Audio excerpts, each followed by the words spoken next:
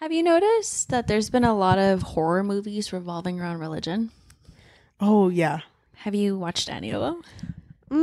I actually, out of all horror movies, that is like my least favorite genre of horror movies. Really? Yeah, because it's a little too close to home. So I don't want to upset anyone or anything that can hurt me. It's the same feeling I have about ghosts. Like, if I walk into an area, I'm gonna be like, I don't feel lonely, guys. I'm fine. I'm good. I'm actually good. I actually respect ghosts. Weirdly enough. Have you ever seen any? Yeah. Like, I can't think of any off the top of my head. Have you seen The Omen? Yes. The first Omen?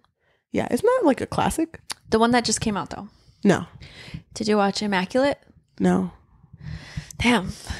Yeah, dude, I'm not. Well, I feel like those two, like, because I had seen, The Nun, too. I think. Yes. I think that one I've came seen out those recently, too, I think. Mm-hmm. Well, I bring that up because I think it's so interesting when something comes out and then something similar comes out. You know what I mean? Like, what is it that made these two movies get made at the same time? Or even The Nun 2. I think it came out recently enough. Where it's like, okay, it's interesting that there's kind of a bit of a trend here. It's funny because it's like that type of mentality in like anything. Like if you've ever worked fast food, it's a weird connection. But if you've ever worked fast food and you order like, let's say everyone's ordering the same thing. And then all of a sudden one customer comes in and is like, you know what, I'm going to order the other thing. After that, it becomes a trend that everyone orders that thing. But it's because everyone has a similar view of like, at this time, I'm going to want this. So I feel like that's the same with creating stuff. It's like, you know what? There's not enough fake dating in the world. I'm going to make fake dating. I feel like... I'm not saying it's just now. I mean, I feel like that's been a huge subgenre in the horror. Oh, definitely. Genre. I feel like a big thing with horror is the whole fact of the whole fear of the unknown. And religion, there's a lot of things that are unknown. So it's like the perfect thing that you can use for horror. And I think that's why it fucking gets to me because that's so fucking scary. Yeah, it is definitely scary. I would definitely recommend Immaculate. I really like that one. Have you ever watched that short movie called The Portrait of God? No, it sounds really scary. I'm going to describe it, but I'm not going to tell you like the whole thing. But it's basically this girl who I think she's filming like a presentation she's going to have later. So she's like timing herself how long it takes her to say every slide. And so she's in this room and it's dark and she has a projector on and she's watching her slideshow as she's saying it. And she's like, there's this famous painting that I'm about to show you. And it is called The Portrait of God. When you see this painting, I want you to know the person who painted it said that there are only certain people that can see God in this painting. And so she goes to the painting and it's just all black. And it's in a square, so it's framed. And she's like, and I wonder why I can't see it, And you see her like grab her cross and she's like holding it. And then she just goes back like, okay, time. Okay, I'm going to start again. And she starts again and she keeps doing it until she looks at it and finally sees something. And she sees like ojos, like eyes looking at her. Oh shit. Okay. So that fucks me up. That's so that scary. Like hella fucks me up. Would you say how long have you known about this? About that portrait thing? A while. I've known for like years. Do you have a memory of like the first time you feared this? That's so fucking funny. I might have to hold your hand later. Yes. I grew up extremely religious. So when my parents moved into this town that we live in, the church that we ended up going to as children wasn't built yet. They built the church, and while they were building it, my mom was like, oh, they're working so hard. Let's go give them sandwiches. And she came back converted. So she was like, now when they really talked to her ear off. So now when we were going to church, we were there like literally from when I was in kinder or even before I knew how to read up until we met, which was junior year of high school. And I think it really hit me. I always didn't like religious stuff, but it really hit me that last year because I wasn't going to church as often, because I was hanging out with friends. It was like I was enjoying my high school days. But one of my friends, he was also in the church that I was in, but he was in the English version of the church because I would go to the Spanish one. It was just at a different time. And he told me, he was like, "Are you going to do your year?" And I was like, "What are you talking about?" And he's like, "Yeah, you have to do your year, you know, the one where you cut everyone off that's not in this religion, and you study for a whole year. And you have to do it now because it's like, it's supposed to be like, you have to claim the time that people find like most precious. So it's like the end of high school. So it's like you're willing to sacrifice that in order to like be closer to God." Okay. And so then I was like, okay, I'm going to research some shit. And I found out a lot of stuff. I don't really want to talk badly about this religion because everyone is, you know, subject to their own opinion. And I'm never going to put anyone down for believing anything. But I just remember looking into the beliefs behind that religion and then thinking to myself, like, if I ever had the opportunity to talk to a higher being, I don't think I would want to know how things end. Because I feel like as people, like because we're just mammals, like as things that are alive in this world, our life is so short and like the things in our life are not infinite.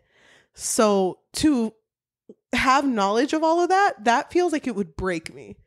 And I just remembered not liking that feeling. And I brought it to my mom and she never even considered the fact of making me do that year. Because she was just led in by the sandwiches and the everything. Like, she wasn't really that deep in it. But I remember I told her, I was like, "Is that something you want me to do?" And she was like, "No, you're good. Like, you're fine." Would you have done it if she told you to do it? No, because then there was like more in the religion, like if you were like deep enough you can actually have a conversation with God. Oh God. And that like fucked me up. Oh my God. Too. Yeah, that fucked me up too. We had a mutual friend that got that deep. So yes, I remember.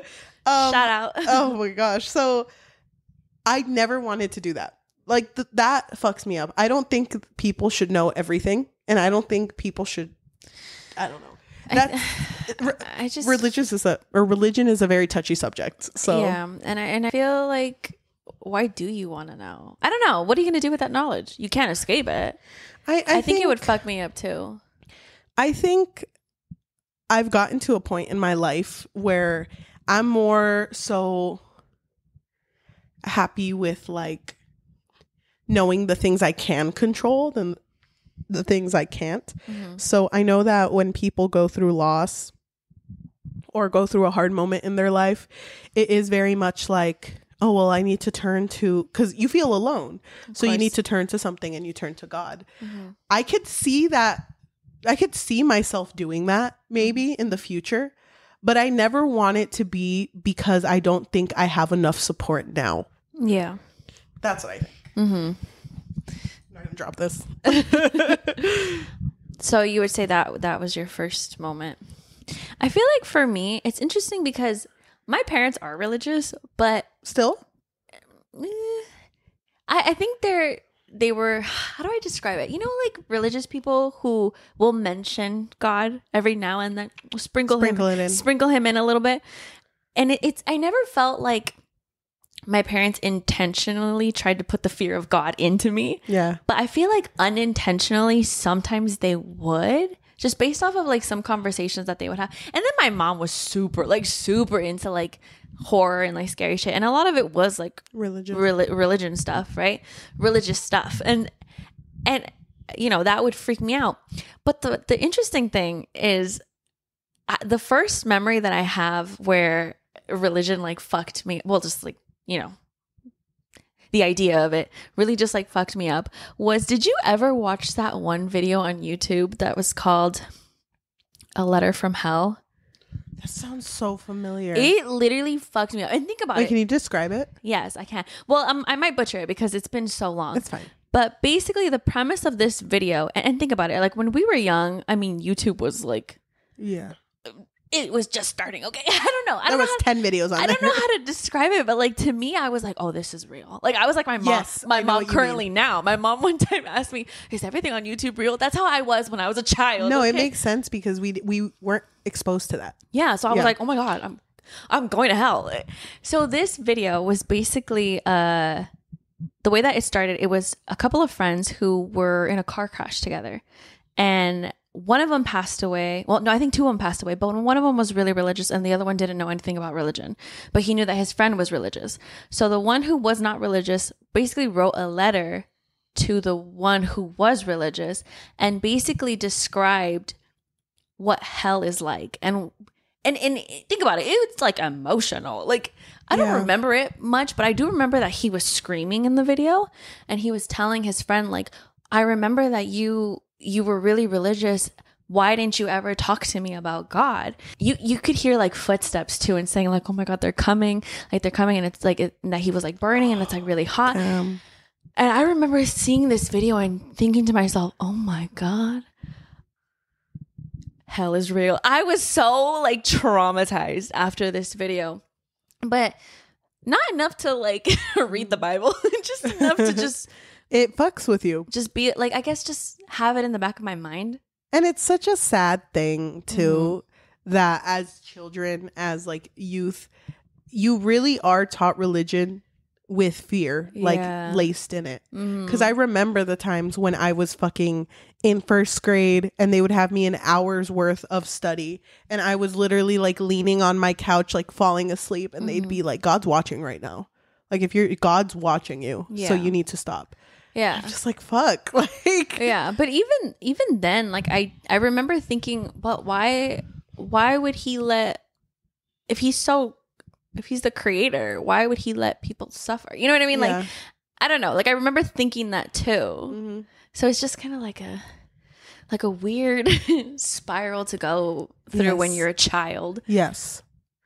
Do you think that opening religious trauma, oh God, again, but also talking about gay angels and demons, can fix your life? I think so. It also ruined my life. Welcome to the Book Fix Podcast, a podcast where we fix lives and ruin lives, apparently, one book at a time. I am your host, Cheli. And I'm your host, Yajaira. I've been waiting for this episode.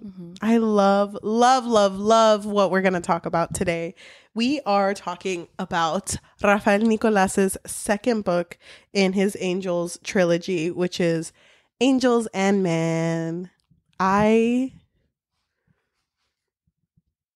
Dude, I like it's funny because I have so much to say, but I also like don't even know where to start. Can I ask you a question? Yes. Why do you love these two books so much? Like, what is it about That's a loaded them? question. What is it about them that you really gravitate towards, I guess? I think I like, because I've always been super interested in religion, but very, very much in like me holding my arm out and a broom like stick social level. distancing. Yeah. Yes. As I did. I had COVID. Had past tense. I wouldn't be here. I think what I like is the idea of things that challenge ideas that are so implemented in our society. Like religion is it's meant to be a community that you can go to feel safe, but so much of it has made people feel unsafe and unwanted. And I feel like this really hit me wanting to, I guess, experience points in the Bible as seen in the perspective of like, what if they were like us? You know what I mean? Like, what if there was flaws? What if there was, underlying issues? Because it's so easy to, conform to a society if it means that everyone's just kind of complacent with everything. So the fact that there is like someone who is willing to be like, you know what, fuck this shit. Maybe they didn't do it well, but like, but hey, it's a thought that counts. But I don't know. I guess I like seeing that, and I liked knowing that the author wrote it in a place of like, hey, I was very religious, and I went through shit where religion kind of fucked with me. Because I think the author brought up that when coming up with this book, it had to do with him going through a lot of conversion therapy. Oh shit. Yeah. Really? So it's like, it's crazy to me to have gone through that and still like want to tell a story about religion, you know? So I don't know, it feels very cathartic. Yeah. Right? It's so, I don't know. And I really like the characters because it really hits with the fact that like we are presented all of these angels who have only ever been taught to love and to worship. And the moment where they start to love each other, that becomes a crime. Yeah. You know? It's really weird to me because, well, before we actually start talking about the book, let's just say a disclaimer. Yeah, I was about to mention that. That we are not intending to badmouth any religion or anything. If we crack a couple jokes here and there, it's just how we are. And it's also a very deep discussion about religion. So if we say anything that others, I guess, would not agree with, just everything's an opinion, you know? As we are respecting others' opinions, you know. And we all have different experiences with religion. Yep. I would say I would understand like religion trauma. I wouldn't want to say that I went through it in a deep level like Rafael Nicolas went through it, but I understand. Yeah. I've seen it affect families. Yeah. So, you know, I get that. But I did want to mention something before we start. Did you ever see that one video? It was with, I don't remember his name. He's Bobby.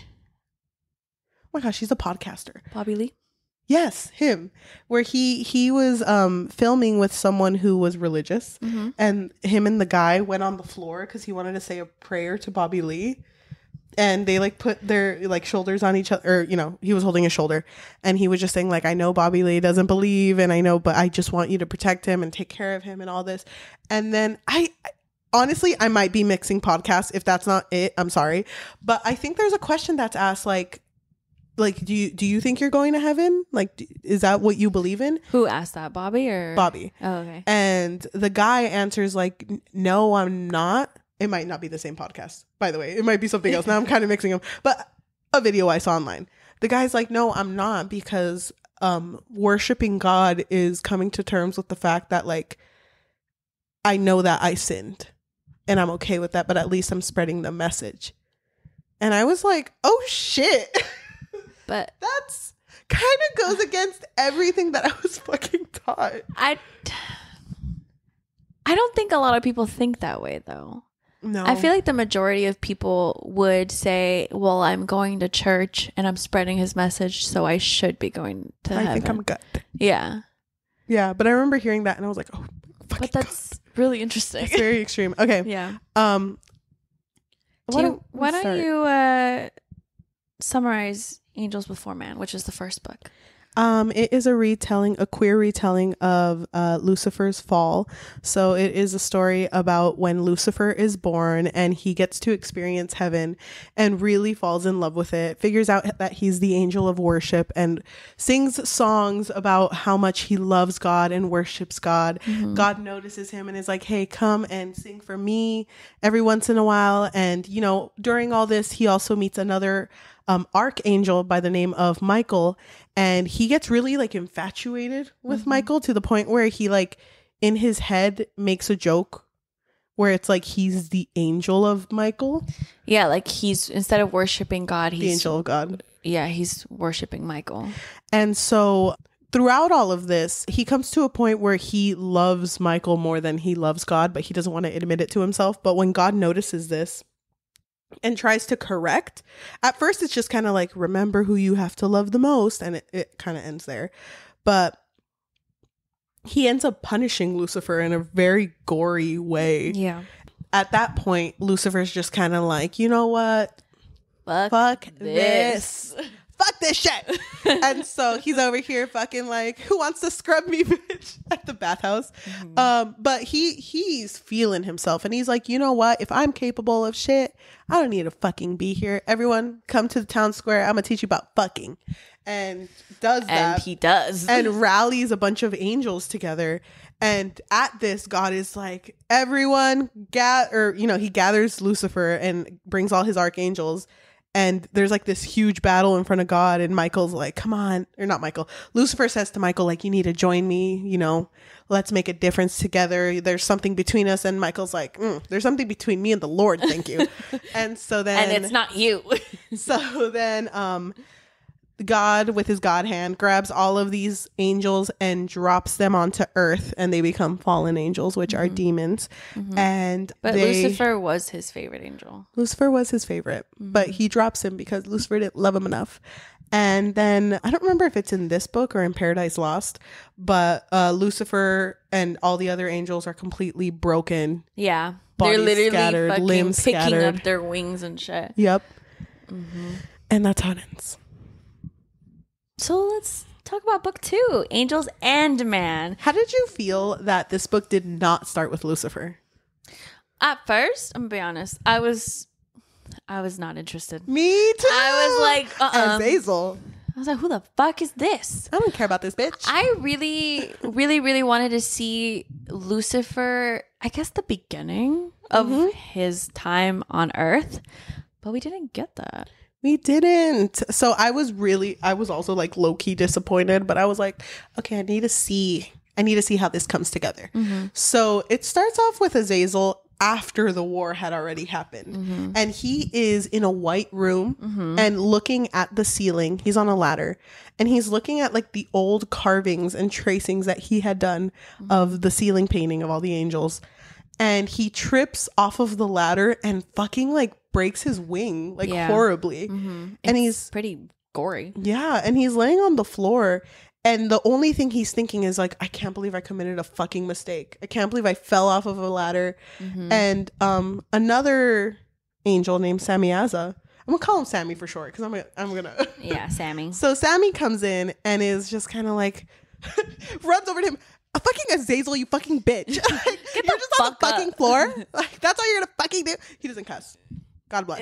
So he doesn't cuss, but he wants to. He wants to, he's but he's this like, close. You need to get up before someone says you committed a sin. The S word. So you need to get up. And Azazel's like not even taking his shit. He's like, fuck you, fucking second best healer. You're not first. Oh. And so Sammy starts healing him. And I thought it was sad because he was like, yeah, I know it hurts. Suck it up. Yep.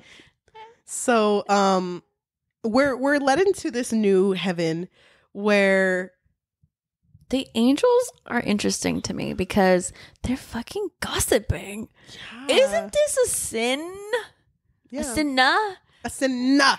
So it is. These angels are gossiping about Azazel. Yeah. And they fucking hate Azazel. I hate it because while Sammy and Azazel are leaving, they hear the gossips, but they also see that they're rallying up somewhere.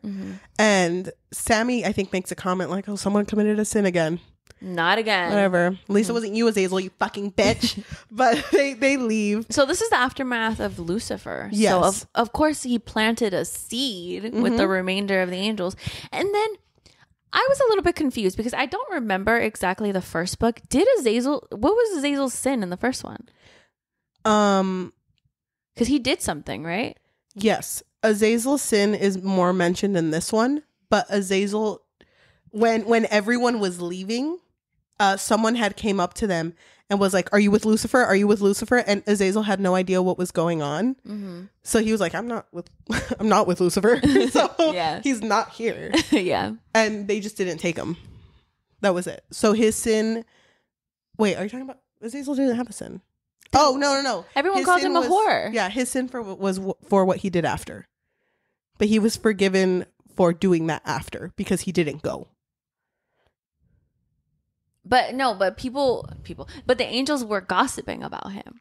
Because of what happened after. Because everyone figured out because Sammy, remember, dragged Oh, okay. But he hadn't committed a sin. He was still considered an angel and not a fallen angel because he chose not to team up with Lucy. So only because he had no idea of the context. Yeah. He could have said yes. Yeah. Honestly, yeah, I kind of do want to hang out with Lucy. So I'm going to use short names for most of these angels. Yeah, of course. I get it. Thank you. Lucy. It sounds like very endearing, though. I don't say Lucifer. Someone might hear Luke. Lukey. Oh. Just Lucy, I guess. That's fine. It's so sad because this first, the first part, what was it called? Just Heaven? Yes. Part 1, Heaven. This first chapter was so sad because I really felt bad for Azazel, just so fucking angry at everything. And even when he went home and it was him, Sammy, because they're roommates. Oh my gosh. Coca-Biel and Coca. And the other one, something Biel is the other one. All 4 of them live together and they're eating and Azazel bites a fruit and is like, wow, this is tart as fuck. Yeah. And then he just goes back to thinking like, well, Rosier, when he would pick fruit, he knew what to fucking pick. Mm-hmm. So he's just like thinking about all this. And they talk about the whole sin that happened in the square. And they're just like, yeah, they committed a sin. So they took the angels. They put like a bag over their head, a cloth bag, and they're like putting their head in the fountain because, they committed a sin. And then Azazel's like, what the fuck is wrong with these? What the fuck? So he's just kind of like, okay, whatever. I'm going to my room. I'm not hungry. Then Sammy's like, you never want to eat with us. Mm-hmm. I made all this food for nothing. They don't make food. They just eat fruit. So like, I picked all these fruit for nothing. And then Azazel's like, fuck you guys. He didn't say that.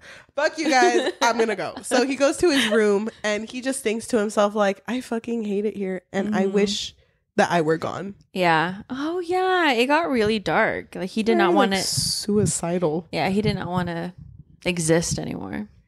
Isn't that kind of crazy though? Because the concept of dying isn't something that angels know. Yeah. How do you know that? He doesn't say die. He just doesn't want to exist. Yes.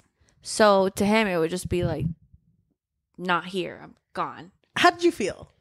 I felt so bad for him because everyone was being so fucking rude to Azazel. Mm-hmm. And for the life of me, at this point, I had no idea what he had done. I was like, wait, what did he do?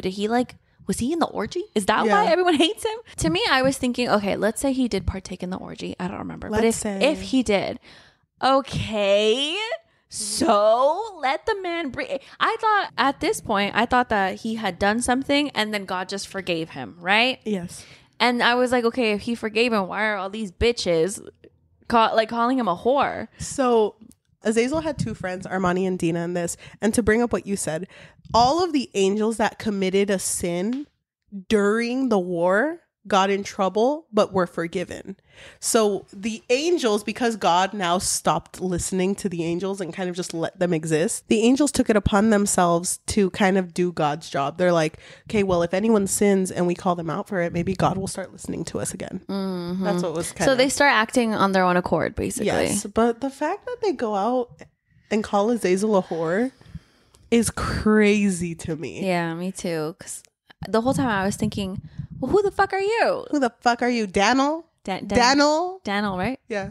He was the worst one. He was the worst. Oh my God. And he had like this whole thing where he wanted to get all of the what did they call him? Get the sin. They were the angels that committed sin. I forget what they called them. Just the sinners. They call them the sinners. Okay. He wanted to get all the sinners and make them move to like the ugly part of heaven. Mm-hmm. So literally he just wanted to, get away from them. Yep. But then I was thinking, well, God forgave them. Yeah. So why are you doing this? But then it kind of goes to show like the world is kind of like that. Mm-hmm. Like it's so much like, hey, I know that we said that we're supposed to accept you in this religion, but I also like hate you. So yeah. And also you also are like, you did this one thing that I'll never forgive. Yeah. Because that's gross. Mm-hmm. That's so fucking shitty. Yeah, so let's wrap up the first part a little bit. Okay, so Sammy, I believe it's Sammy, who's like, you know what? God has to he tells Raphael, he's like, Raph, Rafi. Can I please talk to God? Eventually, he gets to talk to God.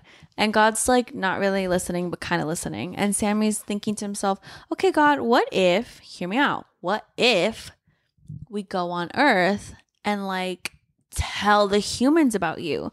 Because Lucy being on Earth kind of fucked everything up. And now the humans are sinning.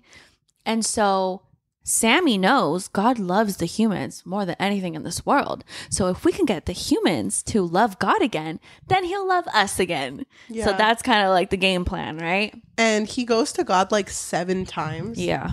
In order to share this. Because I think the first time God doesn't even say anything. He's just like.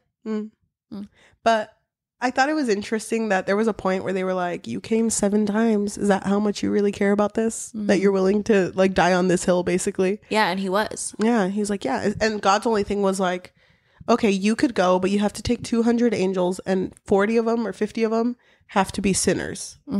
Or forgiven angels. Sorry. Yeah. What a dumb idea. I was literally thinking the whole time, why the fuck isn't this led by like an archangel? Like at least two archangels, at least. It just kind of feels like God set them up for failure, right? Right? I think he was bored. He was like, you know what? I could do without you guys here in heaven. That's fine. I don't care. But I thought it was so funny how Sammy was really, really optimistic about this to the point where he convinced Raphael, the archangel, that this was a really good idea. And so Raphael was like, well, I mean, because doesn't God ask Raphael, like, what do you think about this? Yes. And Raphael was like, well, Gabriel. Yes, Gabriel. Oh, it was Gabriel. So I feel like, you know what? They could make a difference. They could. I believe in them. And I think, I don't remember if it was this part, but don't they mention Lucifer in a way where it's like, maybe we can get him back? They do mention him, but I forget the context of it. Yeah, but I think God wants to punish him. Maybe. I could be wrong. But yeah, so that was their initial plan. And obviously Sammy sees that everyone's bullying Azazel. So he's like, Azazel, you have to come with me because everyone here hates you. So yeah. And don't get me wrong, you're a fucking bitch, but I still want you to go with us. Sammy wasn't really nice to him either. But he wasn't like his number one bully. Like I do want to mention though, it always Danelle? Oh dude, I fucking hate Daniel. I call him Daniel. Dan. It hurt me because there were like little moments where like Sammy would look at Azazel and be like, he was like painting a fish and he's like, oh, I forgot that I remember liking the way he painted my face. Oh yeah, because Azazel was the angel of painting. Yeah, body paint. That's amazing. That's an amazing job. Yeah, the angel of looking slay. It's like face painting. Yeah, cute. the angel of MUA. What can I say? So the original one. Yeah, they're like fucking picking fruit, and Azazel's like, "Is this one good?" And he like holds it up like a color swatch. Oh my god! Wait, that would be so cute. But that's why it would hurt me when Sammy would be so mean to him. And I think there was a part where Azazel mentioned, like, don't you know that Daniel wants to kick us all out? Oh, yeah, he mentioned, before they leave heaven, he tells him, don't you know that Daniel wants to get rid of all of the forgiven, quote unquote, angels? And Sammy's like, I wouldn't let that happen. He's like, yeah, but you're like his best friend. We wouldn't let that happen, Azazel. Stop. I wanted to mention a quote when Azazel is told that he's gonna go. It's Azazel and Armani, which is his sinner friend. So it's Azazel, Armani, and Dina hanging out, and they're trying to hang out with Dina as much as possible because Dina's not going, and Dina is like a younger angel. So they're just kind of like hanging out as much as possible. And when they're all sitting together, they tell Dina to not miss them so much and to make the most out of heaven. And I'm going to read what it says. In whatever way that he could. But asking a sinner to enjoy heaven was like asking an angel to enjoy hell, or something like it. For angels knew not of hell, not like you do. Who was he talking about? I have no idea. That kind of felt like it broke the fourth wall, and I was like, I was like, I know. I know, me too. I was like, wait, what? That kind of scared me. I was like looking back, like, what the fuck? Who fucking idiot? I have had a rough week. the fuck did he know? Sorry. I didn't mean to cut that person off when I was driving. Hey, it's okay. We'll have those days. That scared me a little bit. I was like, what the fuck is this about? But isn't it kind of sad that even though it sucks for them in heaven, there's a part of Azazel that doesn't want to go? I think he's scared. I think he's scared of the unknown, of what the hell's gonna happen. I think he fucking knows too that this is a horrible idea. Yeah, dude, everyone should fucking know. But Sammy's also, like, trust me. Also, they didn't have a game plan. No game. It's not like they knew what the hell they were gonna say once they were in front of the humans. So, okay, angels, fucking circle up. So Sammy's speaking. He's just like, we're gonna go there. People are gonna sneeze. You know when we're all gonna say fucking bless you. We're all gonna fucking say that. Then we're gonna cut into 30-minute prayers. We're gonna do fine, guys. And break. So they come down and they're just like, man, this place fucking sucks. Breathe it in, guys. Fuck. Yes. This is heaven. This is earth. Here? This is disgusting. And it's like, no, you don't get it. We're going to build a church right here. A church right 10 feet away. And another church 20 feet away. Just in case. Yeah, it's going to be great, guys. So what do we eat? We're going to plant. Like, how long do you think it takes a carrot to grow? Probably like 40 minutes, right? So they're just kind of like setting camp. And it's like, okay, whatever you do, guys, don't talk to a human yet. Okay, because we don't forget. And then there's just a little girl just like... Well, they landed on a mountain because they were thinking like, oh, we're high up enough. No human's going to be up here. Yes. And then there was a little girl there looking for food. And Azazel, it's so funny. It's like, don't freak them out. They're humans. We're angels. We don't want to scare them. And fucking this girl sees them, turns and runs. And Azazel fucking using his hand, sprinting towards this girl. And she's like, holy shit. But she looks like super underfed, right? Yeah, she does. And they notice that immediately. They're just like, oh my God, this poor girl needs our help. Needs the angels. I know what'll help. We're going to pray to you. We're going to pray to you. And it'll be great. And I think immediately Sammy's like, we're angels. And she's like, what the fuck? She doesn't believe him, obviously, because why would you? And so then they're looking at the human, and they're just like, is he a human? Is he? And it's like, no, I'm not a he. You mean like, she? It's like, what, a woman? What the fuck? A woman? A man is what you're saying. That's what you're saying. It's like, no, I'm a woman. Azazel looks at the little girl and is like, wait, are you a woman? And then the girl looks at him and is like, are you? And Azazel's like, oh shit, I never thought about that before. Fuck. I'm an angel of God. Thank you very much. Do you know that the author doesn't consider this a gay romance book? It's like, because the angels don't have any gender.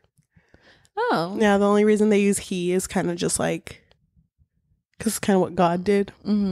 Because God's a Menonist. Nah, he didn't say that. Oh, that makes sense, actually. But they go down to the village that the girl's from, and she's just kind of like, here's the people, and here's the main bitch, Enoch. And Enoch comes and is like, I'm the main bitch. Who's blind, though. Oh yeah, he is blind. And Sammy's like, oh, hey, come over here, I got this. Come over here. Boop. You're good. And he's like, oh my fucking God. Wait. Oh, sorry. That's blasphemy. Actually, takes the vision right out of him. He's like, never mind. Let's go down to the other village. That's so funny. Oh, okay. So Just kidding. He didn't say that. He has sight. It's so funny because he has sight, and Enoch's like, sorry, I know you're angels, but I'm gonna go fucking see the world.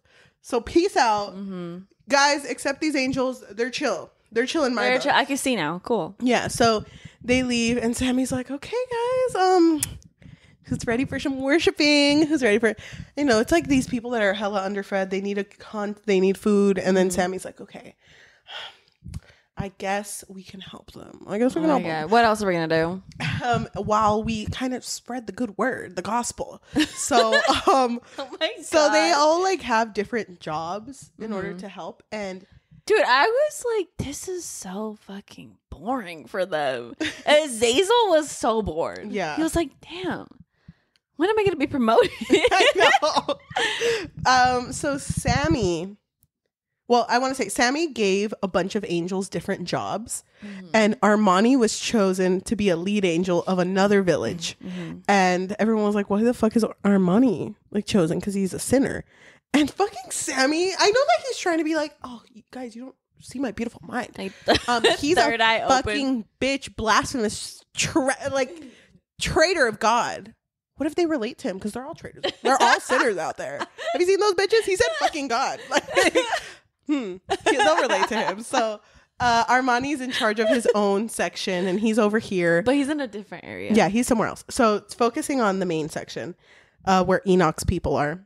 Sammy is the main healer.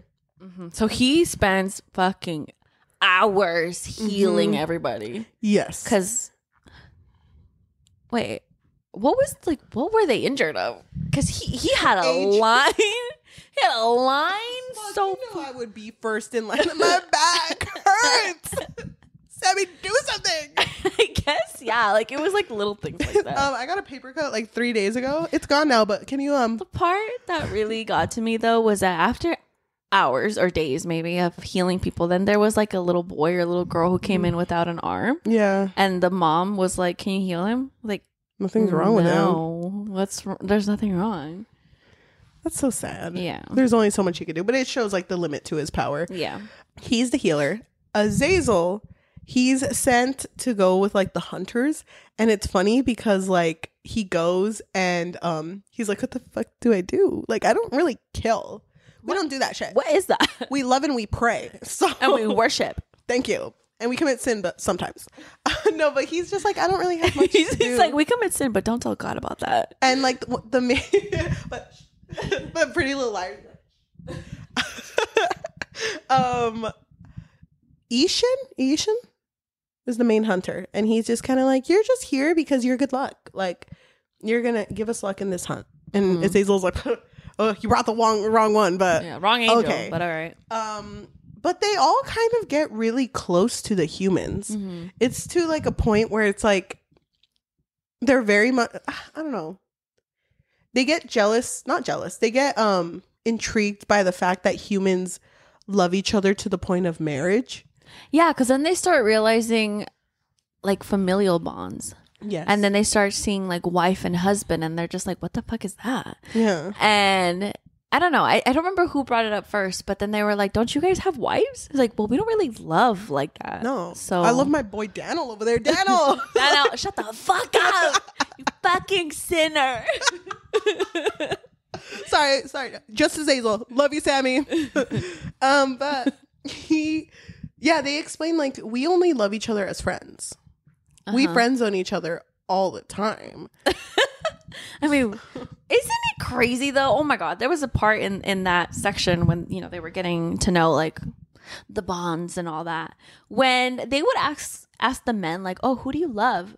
All the time it would be like, oh yeah, my kids, my friends. Never the fucking wife. Never the wife. Their view on women was so low in this, and it was so obviously low. But I thought it was interesting that out of everyone, Sammy is one of the first ones to fucking crack. To crack. Crack. Women. Like a huevo. And just egg, looking Spanish. at it. Thank you. Okay, well, hold on. What was her name? Who knows? Yeah. So there's a woman. I can tell you. There's a woman who shows up and he heals her. Edith. And he realizes that wasn't Edith abused by her husband? Yes. Okay. So then Edith shows up, and that was her first encounter. And then after a while, he kind of just liked her spunk. He was like, there's something about this girl. Something about her.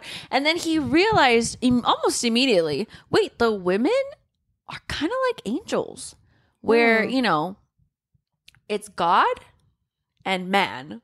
Oh, above. You know what I mean? And then it's literally the angels below that and then the women below that. And so he realized, oh, the women are kind of just like forgotten, like us. And so he started to relate to them. And so he got really close to Edith. Yeah. And there was one point where he had just healed too much and his hands were shaking and there were just people coming up to him like, where are you going? Where are you going? You need to look at the line. And he's just like, 5 minutes. All I need is 5 minutes. And he walks out and is just like having a moment.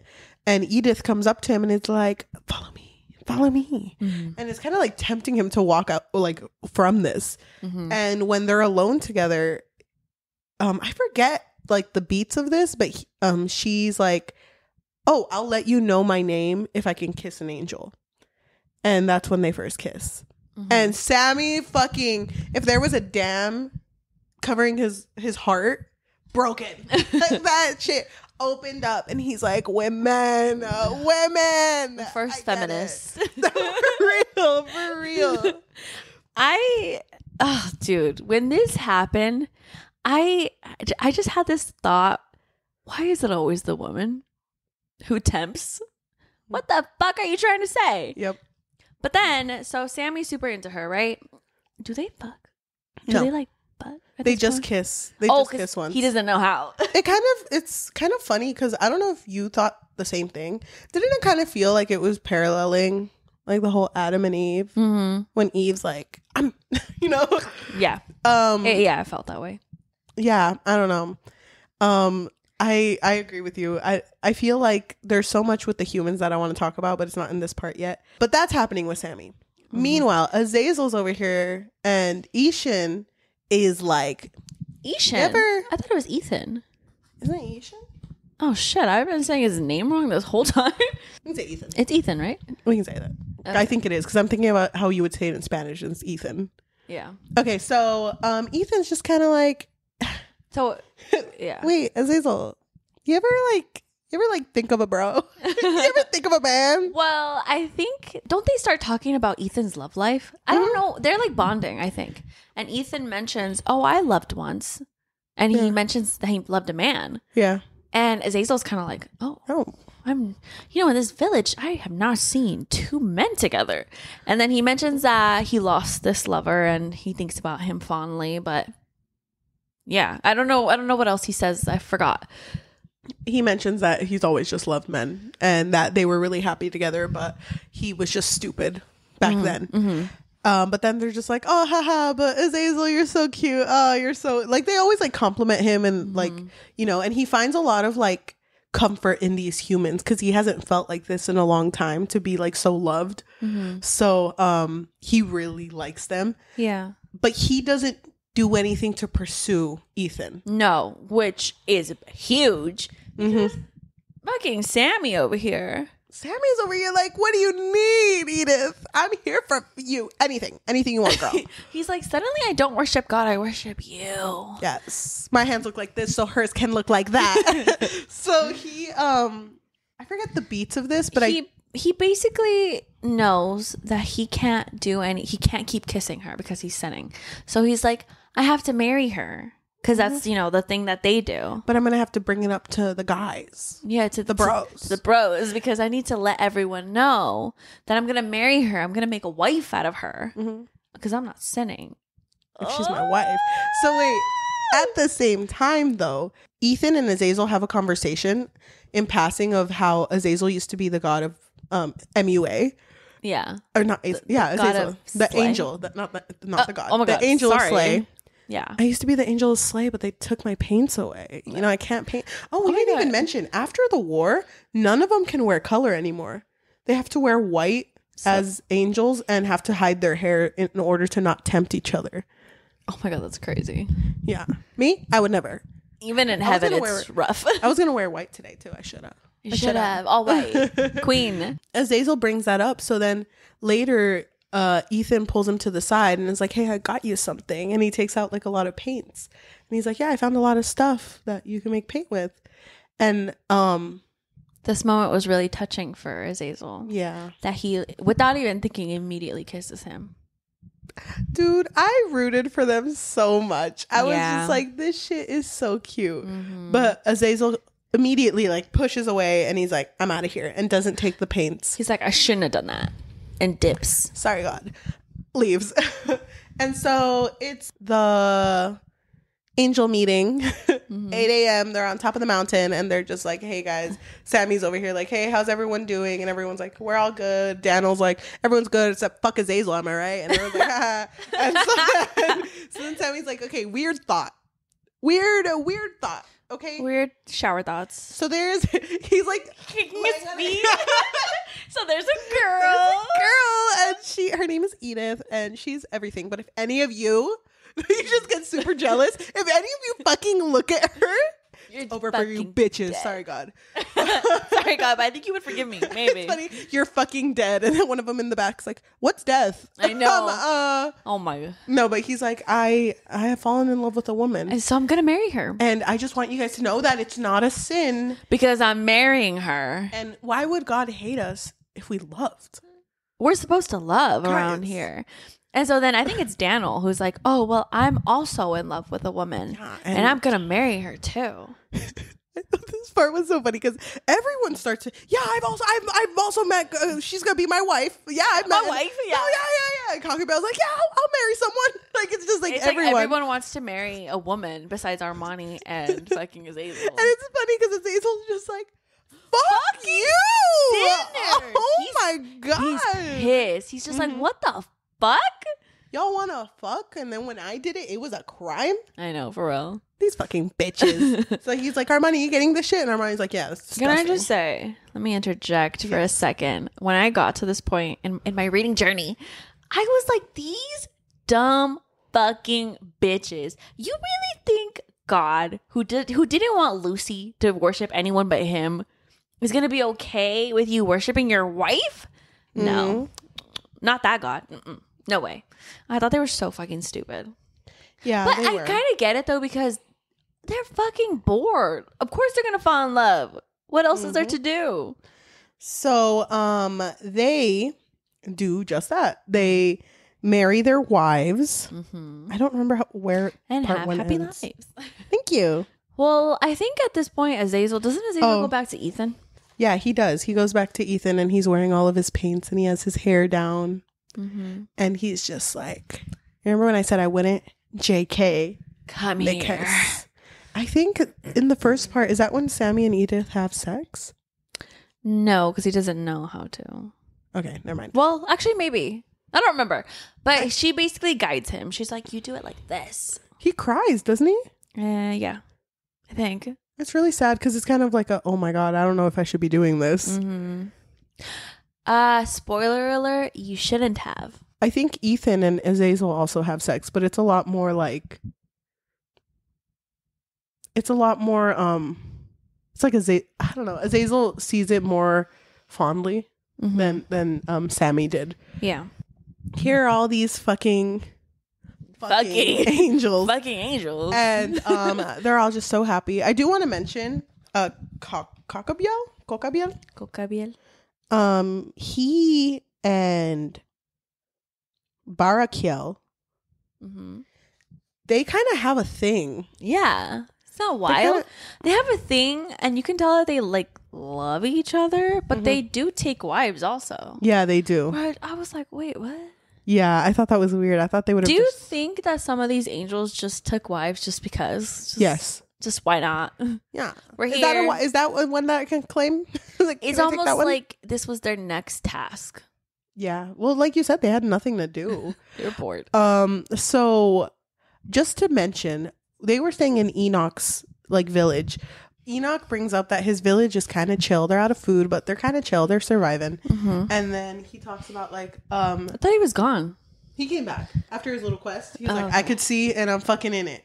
So he's over here like, just to let you guys know, FYI, the demons sometimes attack, but they tend to go for the city of Seth, which is in biblical stories. Seth is the name of the first person who ever died. I think. I thought it was Abel. So did I. Yeah. Maybe they kind of played with it. Is it the same person? I have no idea. Did I get it wrong? I'm pretty sure I'm right.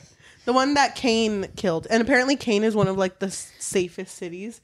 And Kane is so funny. Yeah. Kane is where Armani is, by the way. And Armani, instead of getting a wife, he's been taking really good care of this old man. Yeah.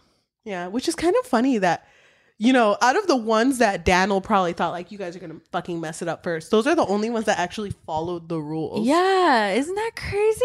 Fuck you, Daniel. But Fuck you. It goes to show just like the ingrained hatred that people have for like others who have different views when it comes in religion. Like when it comes to like people who are LGBT and are religious, it's just like, no, you can't be because of your views. Yeah. It's like, well, sorry. it's a lot of Daniels in this world. Probably saying his name wrong, but it's funny. Daniel. Daniel. Yeah, I think so. Whatever. Daniel. Okay, I think we have to. Daniel. So doesn't this first part end with the back? No, wait. The demons showed up. A lot happens. So they The demons show up, they fuck some shit up, and then they leave. And then at the end of this chapter, is this chapter when Rosie ends with that. Oh, it's Rosier. So it is a demon. So everyone is over here chilling with their wives. They're like, it's so fun, guys. I don't know if you had sex, but that shit's wild. And yeah, I cried my first time. No, it's fine. Fucking 7. It's fine. It was so beautiful. So and Daniel's in the back, but fuck Azazel, am I right? So they're over here living it up, and they see Archangel Michael come down, and they're like, oh, that's where that bitch has been? I thought he went to fucking. Hey, Michael. Hey, look at my wife. Look at my wife. No, dude, I just want to say I had this like sense of dread, and I knew. I was like, some shit is gonna go down. Yes. And it fucking did. Dude. When Michael showed up, I was like, and dead. he showed up with a helmet, like his warrior helmet. They're dead. And so did several other angels, and they just started shooting at everyone. Mm-hmm. And so Sammy's like, cover your wives, like protect them. And he's like trying to get everyone to run away. And Azazel is thinking about like, oh my God, Ethan's with his family. I need to go protect him. And so an angel is chasing Ethan, and then Azazel gets in front of him and is like, I'll have him chase me instead. So he does. He's like, everyone's being led away. And it follows Azazel more so than Sammy. But Azazel goes into the forest and loses the angel. Mm-hmm. And while he's there, a huge beast appears. Mm-hmm. And it's like, he can't even tell what it is because it's so many different things. Yeah. Sewed up into one. Yeah. And it's over him.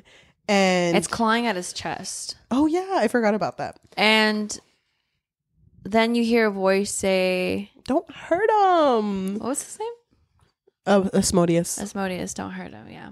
And that's Rosier's voice. And then Azazel passes out and he wakes up and he's in this den, and it's weird to him because it's like he knows where he's at. He knows he's where the demons are. And he can like, fucking smell it. Low key though, why does it kind of look fucking fire in here? He's like, there's color, there's art. It like looks like old heaven. Mm-hmm. Like, of course, it's like kind of put together. Like, I wouldn't have done it like that. DIY. But it's like kind of slaying here. And so like Rosier comes up and is like, hey, oh my God, I didn't think I was gonna see you again. And he hugs him, and Azazel like notices like they all have fucking horns. I'm not gonna ask though. I'm not gonna ask. That's very rude. Yeah, I would never. And so then Rosier's like, okay, so welcome to the demon's den. You know me. You know Asmodeus, and it's Asmodeus with a fucking chicken leg, and he's like, hey. It's like, yeah, we all just kind of live here and chill. It's like, wait, is Lucifer here? And it's like, yeah, Lucy's here. You know, we all just chill together. Doesn't he tell him, oh, he knows you're here, so you need to go talk to him? Yes. And because Lucy knows all. Yeah, he's like, why don't you tell Lucy what's going on, what's up? And yeah, we'll just see. Maybe we can all hang out later. Maybe brunch. I think it's funny because out of all of them, Rosier is like not at all what a demon would be like. Yeah. He's just kind of chilling. He's just chill.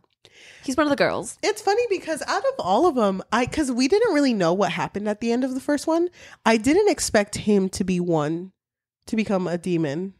Yeah. It was really sad because it ended with him holding Asmodeus's head because of the whole like Asmodeus tried taking advantage of the moment after figuring out what fucking was. And I don't know. It was just so weird to me that it was like, is no one going to talk about that? How fucking Asmodeus has a chicken leg? No? No. What for? Oh my God. Let's not discuss. So the demon's den is kind of like, there are people in the hallways like fucking, but it's funny because it's also a little improper and they're like, get a room. Yeah. But there's like, they're very open with that type of stuff. And I think there's even a part where Azazel's sitting in his bed and he can hear Asmodeus and Rosier fucking, and he's just kind of like, chill. This is kind of awkward. But when he finally goes to talk to Lucifer, when he's heading over to Lucifer. Yeah, he's walking towards him. He's remembering the reason that he was considered a sinner. And it was because the night of the war, an angel came up to him and his name was Mammon. And he was just kind of like, I love you so much. Let me just show you how much I love you. And because Azazel really liked him, he was just kind of like, yeah, sure, I'm down. And this guy like has sex. They do, right? They have sex, but Azazel didn't know what was going on. No. So, but he was kind of like, I don't know if I liked it. But it wasn't bad. Like it happened. But then he just remembers Sammy coming in and grabbing him and then immediately taking him to God and saying like, this is exactly what you're going to say. You have to like, if you don't say this, you're going to end up in earth. You're going to end up with them. And he's just like, what the fuck? And he was so out of the loop. Yep. Because he didn't know what was going on with Lucifer. Yeah. The part 1 ends with him saying, Sammieza forced me onto my knees before the Lord's throne to beg to make my case in God's court. Repent, Sammieza pleaded to me, holding me before him. Crying, I asked why. They called me dirty, all the angels there. And here I am again to plead for my life. The beautiful devil smiled. And that's how the first part ends. How did you feel with the first part? I was so annoyed with the angels. I was just like, I told you so. in a way, I get it. I understand. And obviously it, like Cheli said, it kind of felt like God set them up to fail. Like that's what it felt like. Like you knew that the angels are basically like infants. Like they don't know anything. Yep. And it's not like in heaven they teach them anything. They're just taking in everything as they go. And so once they were in heaven, I wasn't shocked that they sinned again, and I wasn't shocked that you God. Mean Earth? Once they were on Earth, I wasn't shocked that they would sin. But I don't know. To me, when Sammy was like, "It's fine because I'm gonna marry her, and this is God's will. This is what God would want." It's like you really think? Come on, you know him. Remember Lucy? You know him. This man is jealous. Yeah. Yep. So I was just, I knew that this book was going to be like tearing my emotions apart. So I was scared. And I was scared for Ethan and Azazel the most. Yeah. Because that's like a bigger sin, probably in Sammy's eyes. But Azazel hid it from everyone, right? He didn't tell anyone. Yeah, he didn't tell anyone that he was in love with Ethan. Or with Ethan. Part 2 is called Hell. So now we are with the demons, and Azazel is standing in front of Lucifer, and Lucifer is just like, I fucking remember you. Yeah. I remember you. You painted my face once. It was chill. You're the MUA. And Azazel's like, we're living with the humans. We didn't even say what they were called. We came down to spread the good word, and we're called the Watchers, right? Yeah. Because we're watching out for them, you know? Watching their back. Yeah. Yeah. It's been crazy over there because your boy Michael came to attack. And Lucifer is kind of like interest piqued, but he's like, I don't fucking care what that bitch does. Yeah. It's like, okay, you don't want to know. You want to know what he was doing, who he was attacking? And it was like, I don't give a fuck, like what you say. And then I don't know how it's mentioned, but Azazel mentions like, you know what? There's a guy. And Lucy's like, oh, do you love him? Does he make you feel? And he sounds genuine. He's like, does he make you feel loved? And he's like, yes, I love this man. And then Lucy's like, shut the fuck up, you bitch. You're doing exactly what God hates. Yeah. You're over here like judging me when you're doing the exact same thing I got in trouble for. Like, bitches. It's almost like Lucy knows that God's gonna be pissed at them. Mm-hmm. I was kind of surprised that Lucifer wasn't more so, I guess, like welcoming in general, not just with Azazel, but with other watchers. He was very like cold. Yeah. Like, what the fuck are you doing here? I feel like he was just very cynical. Like after everything that happened to him, and no one backed him up, and he was very alone. And then all of a sudden, like being thrust into like, oh, now you're in charge of all of us, and we're like, you know, because Lucy, because he was God's favorite, he had full knowledge, full beauty, like he had everything, and now he's taking care of a bunch of children. Yeah, it's kind of like the demons. Yeah. It's like, what the fuck am I? Okay, now I'm in here. And now he has like a certain reputation that he has to uphold so that God can see that he's not weaker than him. Can I say something I hated? Yes. Which I told you about? Yes. I hated that the demons referred to themselves as her and she. They were like, oh, we're all she's here. Because Azazel was like, well, you're a woman? Like, yeah, we're all women here. I kind of thought it was like, it felt like a joke. You know what I mean? I don't know the intention that the writer had for that, but it was weird. It would have been okay if some of them, maybe. My thought was like, well, why is it always the woman who is compared to a demon or a temptation or, you know, trying to seduce you into doing something sinful? You think that's the point, though? I don't know. I'm not sure if that's the point. I don't know what it's trying to say with that. But it rubbed me the wrong way. I didn't like that. I can see that. I guess in one way it could be like, because to the watchers or to the angels in general, like you said, they don't have a gender, but they go by he, him. So I don't know if this was supposed to be like, oh, well, we're breaking the norm, you know? We're different. But it just felt weird. We're she's and we're hers. Yeah, I don't know. I didn't like it. Okay. So. Okay, I get it. I don't remember what happens next. I think Azazel leaves. Like, they don't lead him out. He just leaves, right? Yeah, he just leaves. Because I think Rosier wants him to stay, maybe, possibly, hopefully. Yeah. But Azazel's like, no, fuck this. I gotta go. He does figure out, though, that where their den is. Like, it's really close to where they always have their angel meetings. Yeah. And he's just kind of over here like, I need to fucking get out of here. And I thought it was really sweet that when he left and he was wandering the Enoch's village, there were people that were looking for him. And it was Ishin, the little girl. Ethan. It was Ethan, the little girl, and Sammy. That was cute. I was surprised that Sammy would look for him. But I loved Danelle. Danelle was like, good riddance. Bye. Imagine if Daniel was looking too, and it was just because he wanted to like roast him. Like, there the fuck that bitch is, sinner. Yeah. But they all moved to Armani's village, I think. I don't remember where they moved to, but they do leave. But they're in like the outskirts of the village, and it's like, we're just gonna live here for a bit while we gather our things and everything, but it's okay. We're all here to help. That's when the first wife is pregnant. Yeah. Dude, how did you feel? Dude, I was nervous. You were? I was so nervous because I was like, something bad's gonna happen, because that's unnatural. Yeah. I didn't even know the angels could get them pregnant. Yeah, so I was just kind of like, what's in it? What's in it? Ew. Well, I mean, they're not human. Yeah, they're not, but... Were you just kind of like, oh, this is going to be a cute little baby. Cute little baby. No, I had no thoughts. I didn't want to think too much of it. My honest thought was that I thought that they were going to... Like, Michael was going to come back down and, like, kill everybody. You know what I mean? Yeah. I didn't even think that they would get to birth. I thought that he would wipe them out. But they don't come back. Which, by the way, when Michael did come down and like wreak havoc, it was pretty like graphic. Like, he really fucked them up.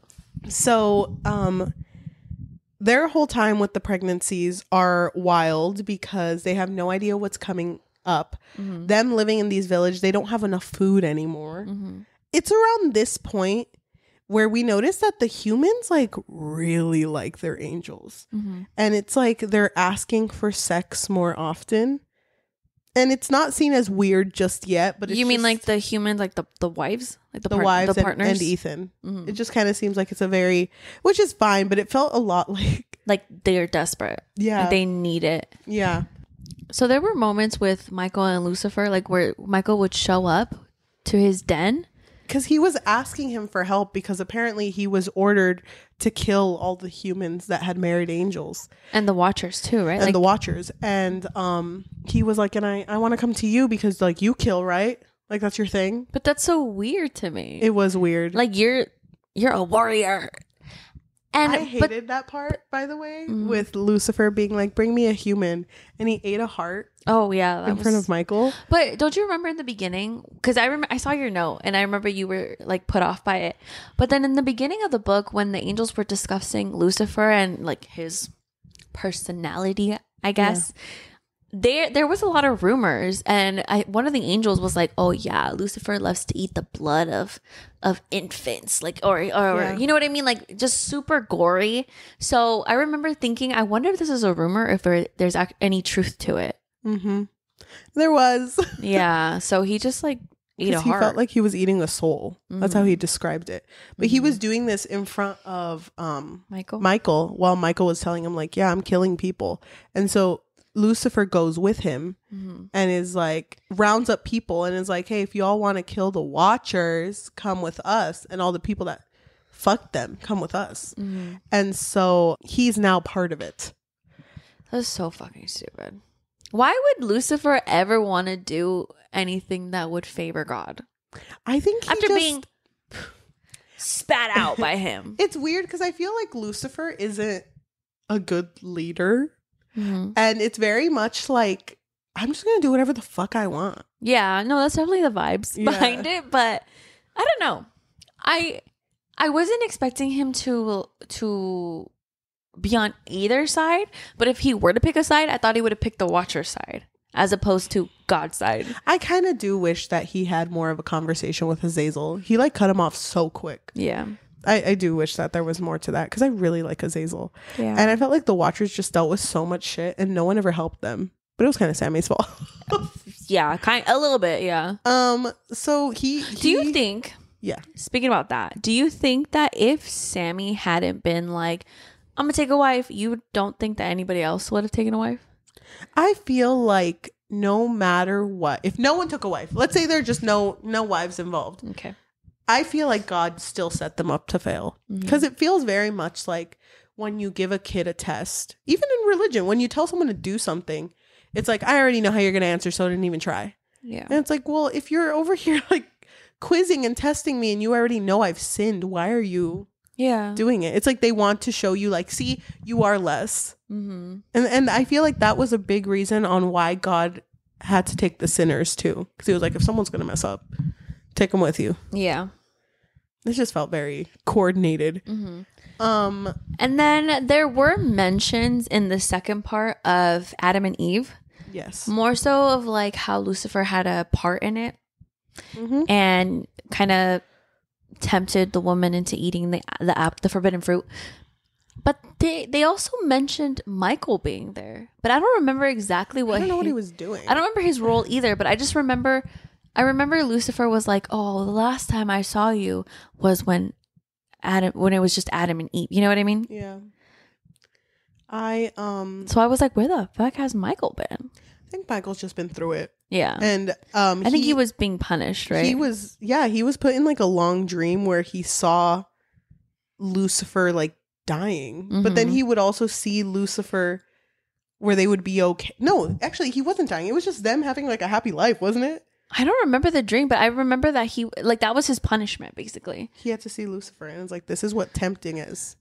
Why would God's not that like bright in this. He's kind of like, maybe the way I get him is to show him that he could have a happy life with his bro. Maybe that's how I get him. And then he's going to realize that he doesn't even want it because it doesn't make him happy. Yeah. And it sucks because good work. It sucks because in one of those dreams, he's kissing Lucifer and Lucifer asks him, Michael says, I dreamed of you, of loving you. And Lucifer says, how did you love me? And he says, not like this. Damn. And it makes me so sad. It's so sad. Okay. Things that happen in part 2. Did they give birth yet? Yes. Oh God. The first baby was born, I think, in part 2. If we're mixing it up, I'm sorry. The first baby was born. You want to talk about this baby? This giant ass baby. I would literally rather not. It's like, congratulations, your baby's 4. And it's like, ounces? Years old. No, he's tons. He's a girthy boy. Congratulations. Yeah, so they give birth to a monster, basically. A giant, yeah. And and it's really sad because the birth is described as being so fucking bloody. Yes. So traumatic. Yes. I did not think that Edith was gonna make it, to be honest. And the fact that everyone saw this, it was like, it's like a blob of flesh. It has teeth in the wrong places. There's a lot of eyes. There's like wings in some of them. It's just a mess of things. And Azazel's first thought is like, oh, we gotta fucking kill this shit. No, yeah, I think it was somebody. It's maybe. Azazel. Azazel's like, the first. We gotta kill it. And I kill think it. He's close to telling Sammy, like, you gotta kill this. And Edith is like, no, don't touch me. Well, doesn't Sammy also kind of want to kill it? Yes. He's like, what the fuck is that? Yeah. And then Edith is like, no, that's my baby. That's my baby. It's funny. Can you imagine being the second watcher who's like, my wife's gonna give birth next week? Oh, it's like, God. Ooh. Do you think that's just... Do you think that was just you? Or? No, that was you. That was you. Because you didn't have sex good like I did. I remember, it wasn't in this part, but like later on, when they described the children, one of them was like, and this person has 9 lips. I'm like, what the fuck? I love you, my son with 9 lips. Ew. Yeah. It's just a lot. And it really sucks because the humans get so like possessive about certain things. You mean the partners? The partners. Because when you say humans, I'm thinking about like the village. No, like the wives and the one husband. Yeah. But they get super like, I want to have sex with you all the time. You're always leaving. Well, because after the the giant was born, the angels agree, like, you know what? No more sex. No more sex. I love my giant son, but one is fine. Yeah, we're done. One and done. Yeah. So they all agree, like, no more sex. We're done. But then Edith gets violent. Yeah. She's like, no, you're fucking me. Yeah. Oh my God. I was like, damn. I was like, what the fuck is this becoming? Yeah. Like, it just kind of felt like she was now putting herself in a loop of a toxic relationship, just like the one she was in.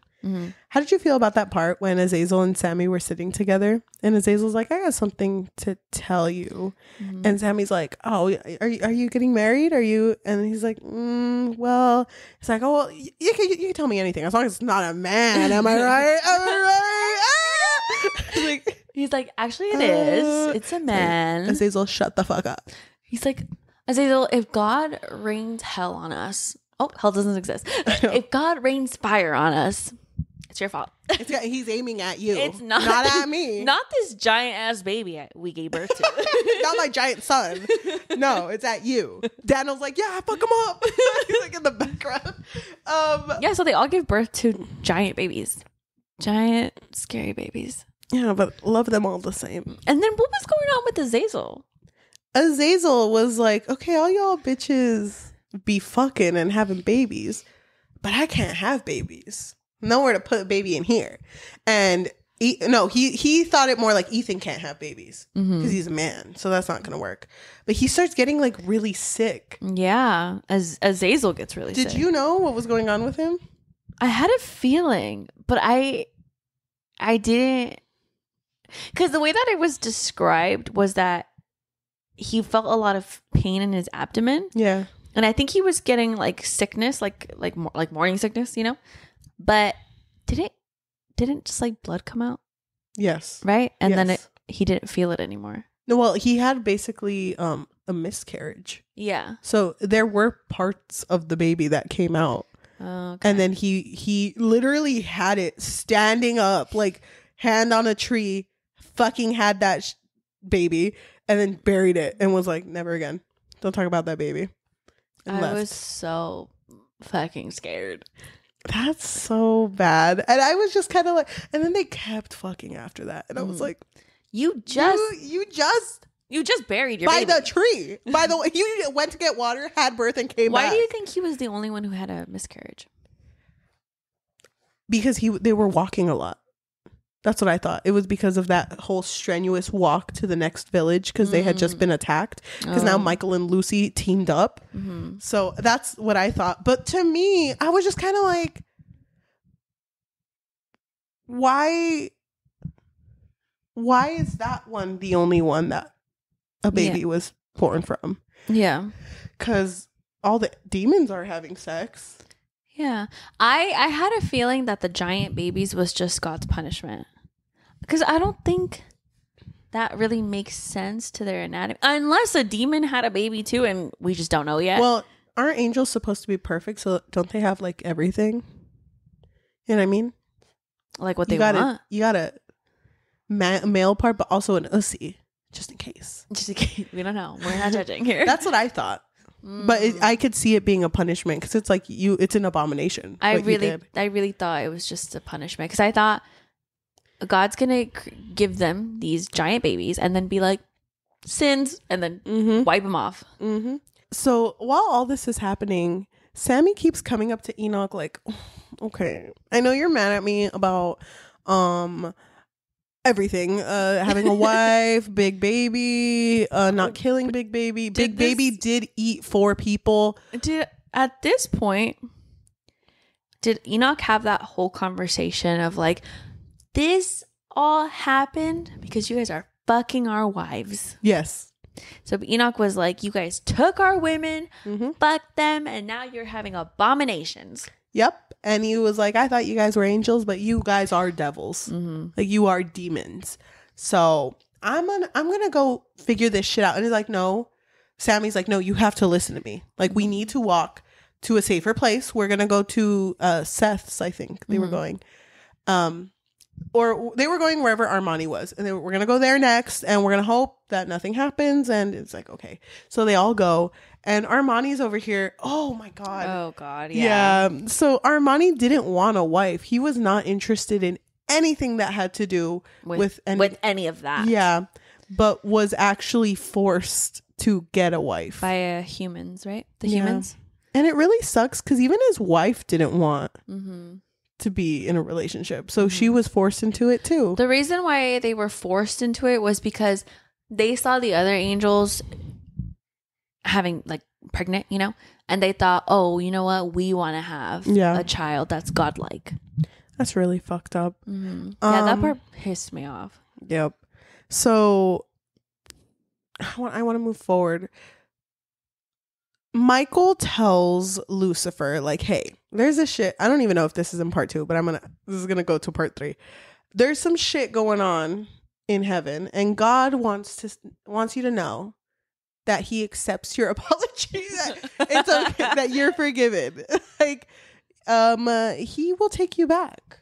He wants me to take you. And Lucy's like, what the fuck? Are we talking about the same one? When did I say I was interested? First of all.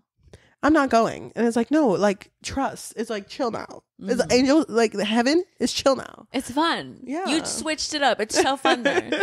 They have raves, DJs. Raves. I'm in. No, but like, Lucifer's like, that's a weird thing, but okay. Doesn't Michael mention, though, that God has a plan for him? Yes. And Lucifer's like, I'm not interested. But he's like, no, but he wants you. He wants you. And Lucy's like, God, he still wants me. God, he's desperate. Damn. So then they put Michael in like a fucking broom closet. It's like an antique, like a bunch of antiques in a room. And he's over here like in his bed like, can't get Lucifer out of my head. No gay thoughts though. But can't get this bitch out of my head. Pure thoughts. And he hears Lucifer come in to the main room that's connected to that room with Baal, which by the way is like the demon that he was the angel of flight. He was the one that taught Lucifer how to fly in the first one. And he's now like obsessed with Lucifer. Oh yeah. Number 1 stan. Yes. Loves Lucy. So he and Lucifer have really loud sex. And God. Fucking Michael is over here saying prayer. He's like, and they covering his ears, and they can like hear him. You know, they can hear the prayer. They all say amen at the same time. After he's done with each one. But then Lucifer starts like moaning Michael's name. Oh God. This bitch. Dude, I was so confused because I was like, wait, isn't he fucking Ball? Why is he saying Michael? Funny because even Ball's like, what the fuck? Wait, I'm not Michael. It's like Michael. That archangel, that arch bitch. That's not me. He can't treat you right. But they both laugh. That's so embarrassing. That is embarrassing. If I was Michael, I'd be like, get me out of this. I opened the door. That's really mean, guys, actually. He's like, God, if you can hear me, can you zap me out of here? God, they're fucking being bullies. I don't want to be here anymore. So yeah, he hears them have sex, whatever. I don't remember how it plays out. But there's like another moment where him and Lucifer are alone. Right? At this point? No, never mind. No, that doesn't happen yet. Okay. But, okay, so with Michael and Lucifer, just to kind of like close that section off, doesn't Lucifer show him how to torture? Yes. I did not understand this at all. I don't understand why. This bitch, he's a warrior. I think he just wants to fuck with them. Like, I'm gonna teach you shit that I know God's gonna hate. Yeah. But what? Whatever. I guess it doesn't matter. Azazel teaches war and torture too, though, doesn't he? Yeah, he does, but that's later on. Okay, so let's go to part 3 then. So at the end of part 2, Enoch is like, bye, bitches. I'm gonna go have a conversation with God. And God's basically like, Enoch, I get you. Wait. Before he talks to God, though, remember when they were like crying? Or did they cry after? But what part? Sammy was crying because he was saying, God doesn't listen to us. Can you talk to God for us? And Enoch is like, fuck you guys. You took all our wives. No. Yeah. And he starts telling the angels, you guys are just like children. Mm-hmm. You say that you're way older than me, but you don't know anything. Yep. So he goes up there and is like, those bitches are fucking our wives. God is crazy. And God's like, I know, I've been watching. It's like reality TV. And he's eating this shit up. I know. So then Enoch is like, okay, so what are we going to do? What's the game plan? And God's like, okay, hear me out. You know how it rains sometimes? What if it rained? But harder. Like, yeah, harder and for a longer time. You ever heard of a flood? It's like, yeah. I totally know what that is. So imagine a flood for years. That's what I'm going to do. I'm going to wipe those shits out. You guys, you're going to get your boy, Noah. You know Noah. You're going to get your boy Noah and have him build an ark. Put a little bit of people in there, the good ones, a little bit of animals, and just save them. And everything else is going to erase, and then you guys are going to be back to normal. And so Enoch's like, chill. And Azazel hears about it because Azazel sees Dina come down to earth talking to Enoch and is like, okay, it's going to happen. And it really sucks because so many parts in this story, I love Sammy so much, but I can't fucking stand him. Why? Because Azazel had so much information, and anytime Azazel would be like, hey, Sammy, I need to talk to you.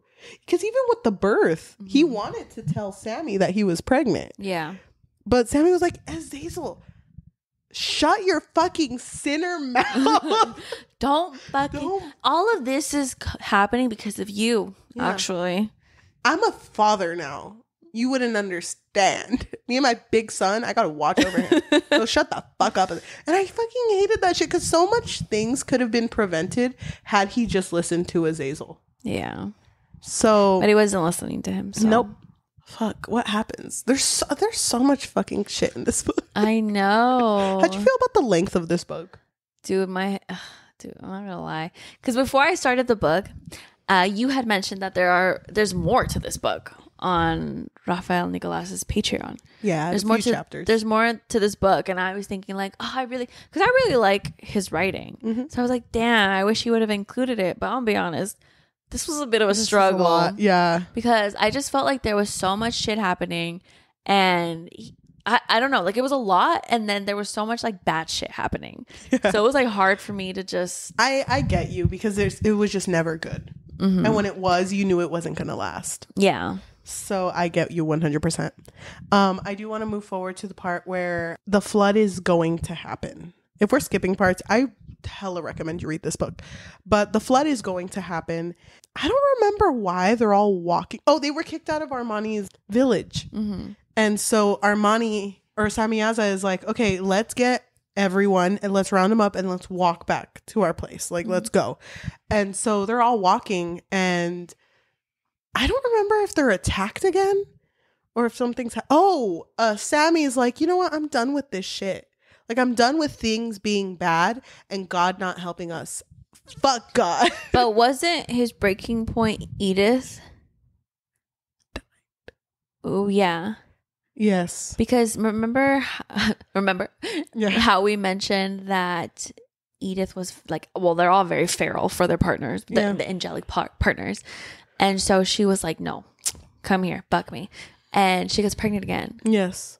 And I don't really understand what happened here. when she gave birth, it was like, again, really traumatic, blood everywhere. And she really wanted to keep this giant baby. Mm-hmm.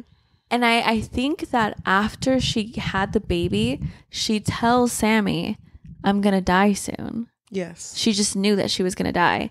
And Sammy was like, he was already kind of mourning her because of how different she was from the beginning.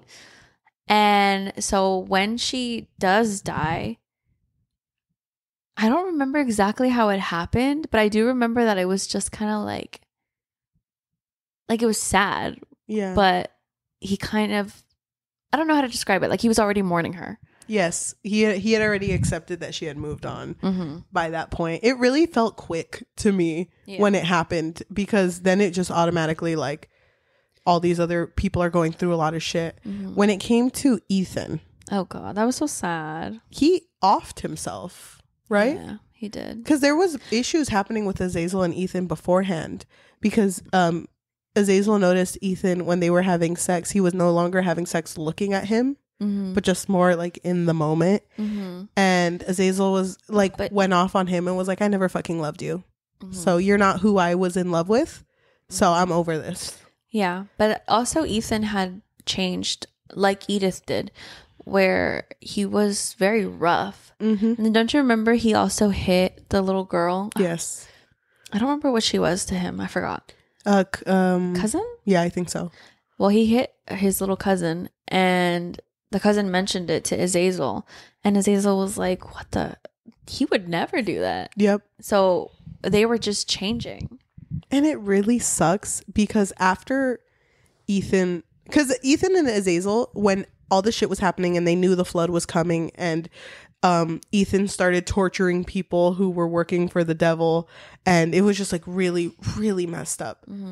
There was a point where Azazel was like, please talk to me. Yeah. Like, I know that I said all this shit. I do love you. I just, you know. It was Azazel. Azazel brought it up to Ethan, like, I'm going to show you how to torture. Yes. And how to basically win a war, or how to do a war. And he did it because he was mad at Sammy for not talking to him. Which is, it goes back to my point, like, fucking Sammy should have just listened. But he was so caught up in, like, this is going to work, my plan's going to work, but he didn't have to show him how to do war. Come on. You could have showed him how to MUA it up. I know, he could have. They all come out with winged eyeliner, and Michael's like, never mind. Never mind. I'm not going to kill these ones. Can you imagine? A lot of shit happened, but why am I blanking? Because it's a lot. Because after Ethan dies, Azazel is just kind of like, there goes the only thing I liked. You know, the only person I loved. And it's so sad because Ethan's family still accepts Azazel in the household. And he's like, you're still part of the family. So he's like, okay, well, we heard a rumor about Noah and an ark. So we're going to go walk all the humans to the ark. And that's what's happening. But then Sammy and Azazel have a moment where they sit together. And I think that's the part where Sammy kind of opens up with his feelings. Like, when I first met you, I was really hoping that God would make me an archangel. Like, I knew it. Like, I felt it that I was going to be an archangel. But then I met you and you were all I thought about, like, all the time. And then when I didn't get the archangel part, I blamed it on you because he was distracted. Yeah. So then he just had this not hatred, but he was like, I was angry at you, but I knew it wasn't your fault. But, like, you know, you were, I guess that's when I had feelings for you. And Azazel's like, hold on. feelings. Huh? Wait, Hold on. I'm gonna Sammy. Sorry, Sammy. I'm gonna make a new word. Weren't you homophobic? this word just came to me. I know, it just kind of sounds like what you'd be. Don't you like hate the gays? But Sammy's like, no, I'm an ally. He's like, I've always loved you. How did you feel about that? I was shocked. I was like, what the fuck? Dude, I felt it. Oh, I really wanted this. I don't remember if I felt it. I'm gonna be honest, because I don't remember if there was any other moment that they had between them. It was what I felt was just the fact that they would always just be like, just kind I of want to go talk to them, but not really. We were roommates, but now we're not, so we don't really have to hang out. But yeah. And there were just moments where it's like, I feel like I have to tell Azazel, but I don't really need to tell him. Well, then they kiss and then they fuck also. Oh, like, yeah. shortly after this confession. Before that, though, it's revealed that Azazel's pregnant again. Mm-hmm. And with Ethan's child. And I don't know if Sammy says anything. Oh, no. Sammy's just kind of like, I will accept you. Those 2 humans over there, the Edith's human children, and my 2 large sons. We're going to be a big happy family. With my 2 large sons, a large happy family.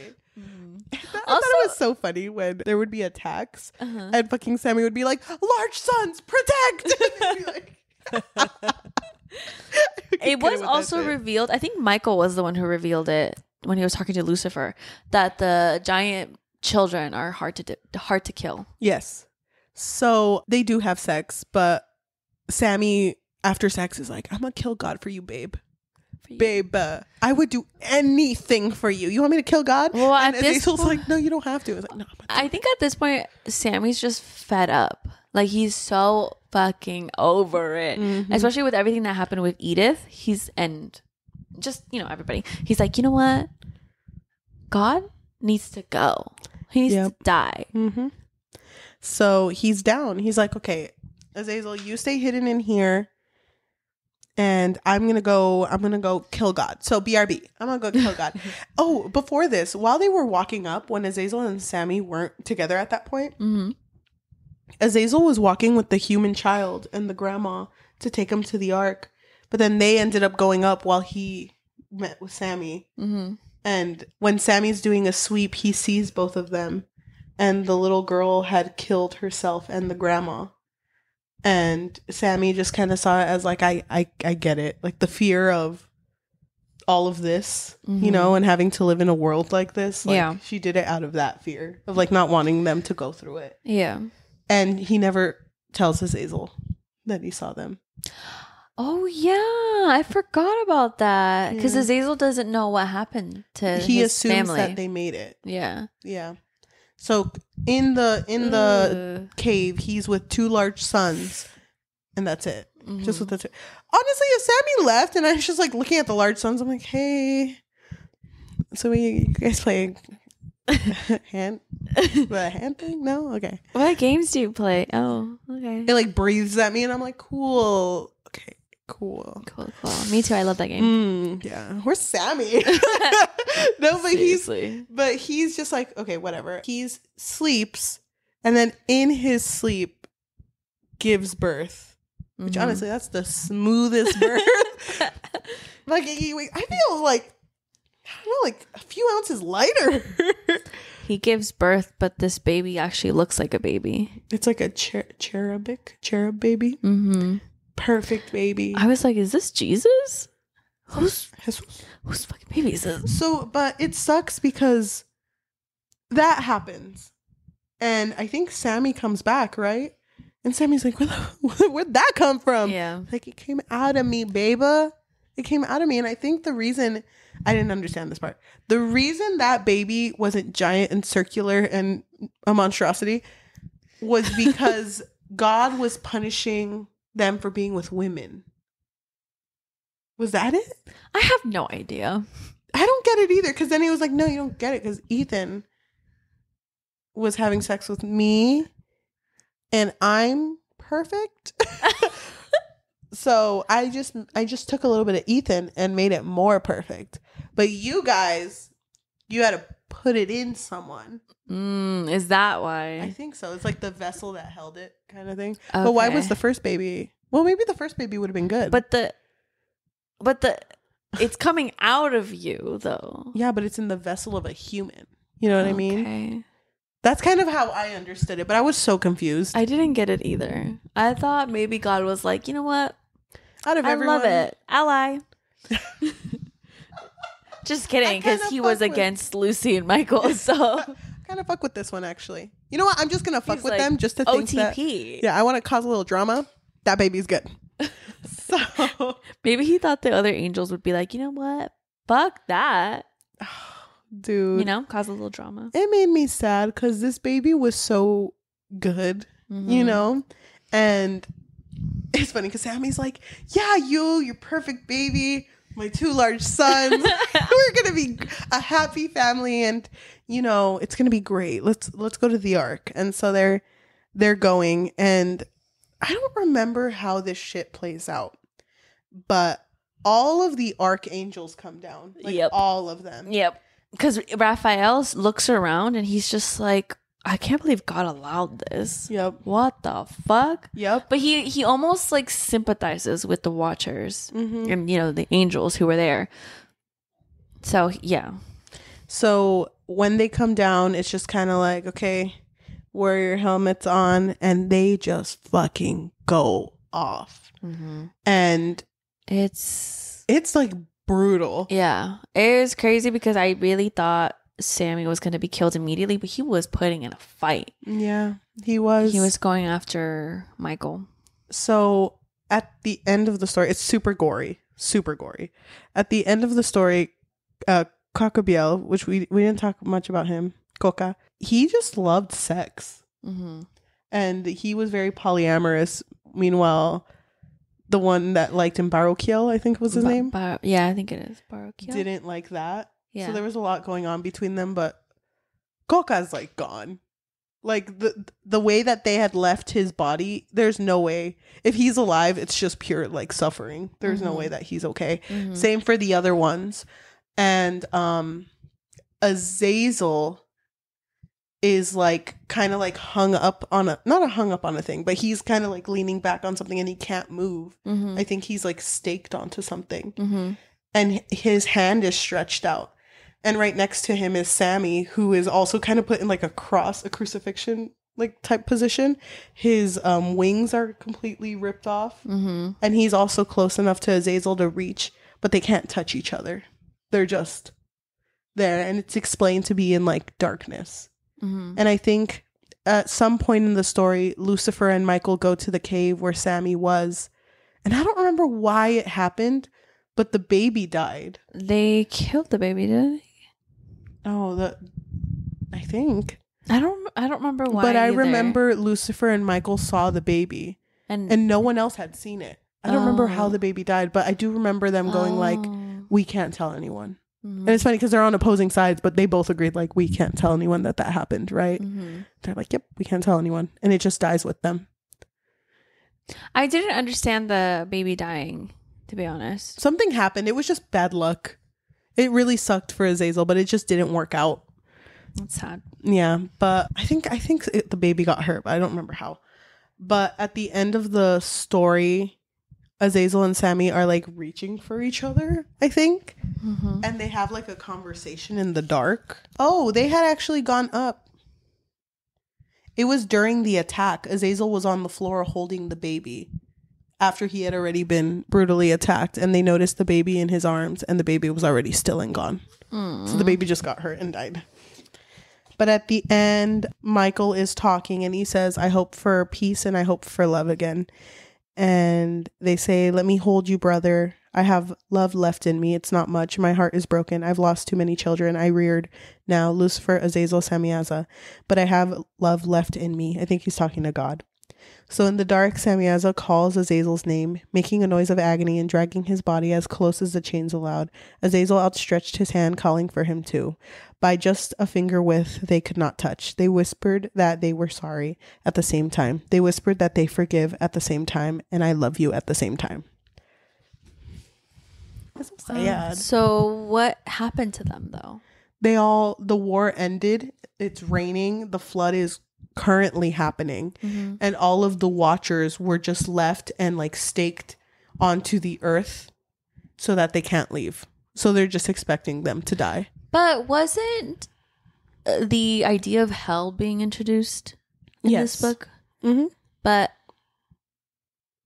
because I think Lucifer kind of brought up to God, no, to Michael, to tell God that, well, what's God doing to all the souls that, you know, he wants to punish? I can punish them, you know, kind of like throwing the idea out there. Yeah. But I don't think anything came of it, right? No, but there was a little conversation that Michael and Lucifer did have where Lucifer was like kind of saying that he had to prepare for the flood too, because his demons were scared. So he was like, I need to figure something out. So I feel like in the next book he might have to dig He's deeper. Gonna keep digging. Yeah. Just be digging all day. We didn't talk about it, but the old man that Armani had been taking care of, he was Cain, the first killer. I thought it was sad because I feel like Cain's character was very much like, this is what happens to humans that aren't loved and accepted. Like, it's, I don't know if you've ever heard that thing where when people join gangs, it's not because they are pursuing violence. Well, I mean, it's not for everyone, but not everyone is pursuing violence. They're just pursuing community. Like, that's what they're looking for. Yeah, you did write something about that. Did I? The gang mentality. Yeah. It made me think of that because it was like, how can you expect Cain to be a good son when all you expected was for him to be bad? Because he was never loved, even when he was like a child. Because it was, weirdly enough, it was actually Lucifer who raised him, who took care of him and took him into his den. And that was the first time Cain felt like a community. Yeah. So then they would judge him like, I don't understand why you love hanging out with those fucking demons. And it was like, they're the only ones that want to hang out with me. Yeah. Like, so. But his brother, Abel, they just worshipped. They loved Seth. His name was Abel. Okay. Right? Whatever. I don't know. But yeah, they worshipped him. And then that's why Cain. I think it was, honestly, I think, because Cain brought up that he was reincarnated, no? Yes. So I think in the second life, it was Abel. Right? Maybe. I have no But idea. I know that he didn't mean to kill him. Yeah. He was like, I was just really angry and I didn't know. I didn't know he would die. Yeah. And he did. That really sucked. I thought it was really sweet though that, because doesn't he find Lucifer again as an old man? Yeah. And then he just goes to sit with him while all of this is going on. He's like, hey, Dad. Imagine. Hey, Papa. Papa, it's me. It's like my old 400-year-old son. I love you. Yeah. Damn, it really sucks. Because also this man was punished by God, so he just can't die. That was his punishment, yeah, that he couldn't die. That really sucks. So he didn't die right at the end? Mm-mm. He was just there chilling? Yeah, because now he has to live through the flood. He has to survive that. I don't remember what happened to Armani. He left. I think Armani wanted to be with the demons. Yeah. But I don't remember if he got there or not. I think he was just searching for it, and I think he did find it, but I don't remember what happened after that. Yeah. Didn't Michael, there was a point where him and Lucifer were in his room and they were like yelling at each other. And Michael was just like, I fucking hate you. Blah, blah, blah. And they didn't kiss, but Michael like pulled off his clothes and like fingered him. Yes, he did. And just kind of like dry humped him. He was angry with him. Like he was doing it angrily, but. And it's funny because in his mind, he's like, oh, God's going to be so fucking happy.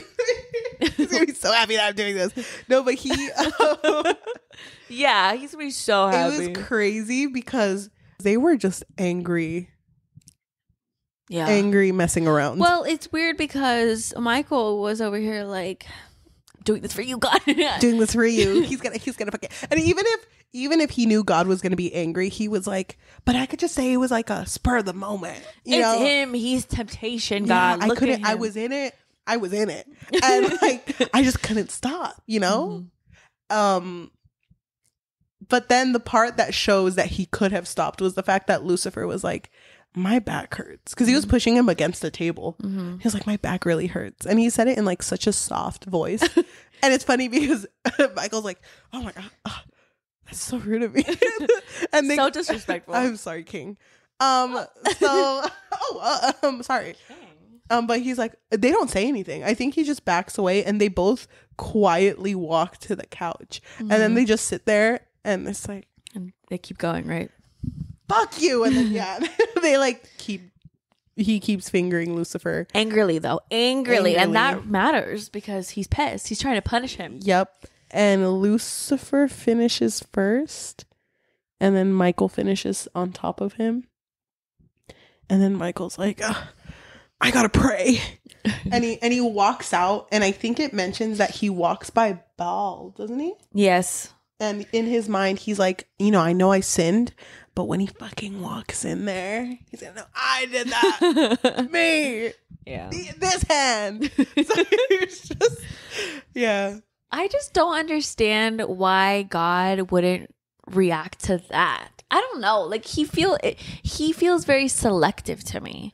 Well, I feel like he is more like I could still use him.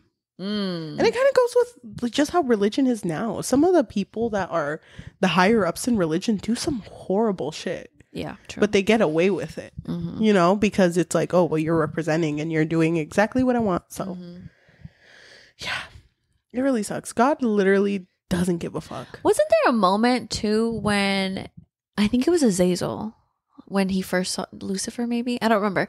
Didn't they describe that Lucifer was still handsome, but it kind of looked like he was wearing a mask? Yes. That was so creepy. Yep. So I was like, is he wearing a mask or is it just his face? That's worse if it's just his face. Because how... Yeah, oh, dude. Hell no. I'm leaving. It fucks me up because, like, there is a certain, like, creepiness to a smile that doesn't meet your eyes. Yeah. That's literally him. That's his whole vibe. Him.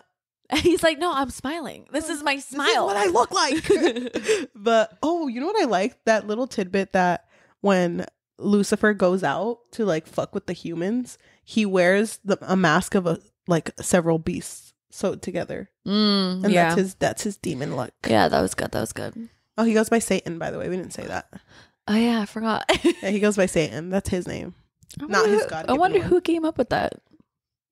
He's just like, guys, hear me out. Oh, he also described himself as being all-knowing. He's like, I know everything. Yeah, ask me something.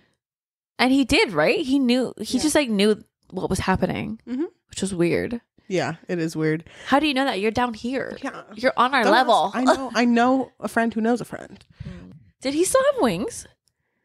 No, I don't think he does. I think they're gone. Okay, now that we're done talking about the story, how did you feel? Dude, I knew that it was going to be a roller coaster of emotions. You don't really like super sad books. No, I don't. Yeah. I don't. I mean, it's weird because I do like... sometimes I am in the mood for like tragic stories, but I would prefer if they still had like a happy-ish ending or like a bittersweet, okay, I get why it ended like that. Okay, I get it.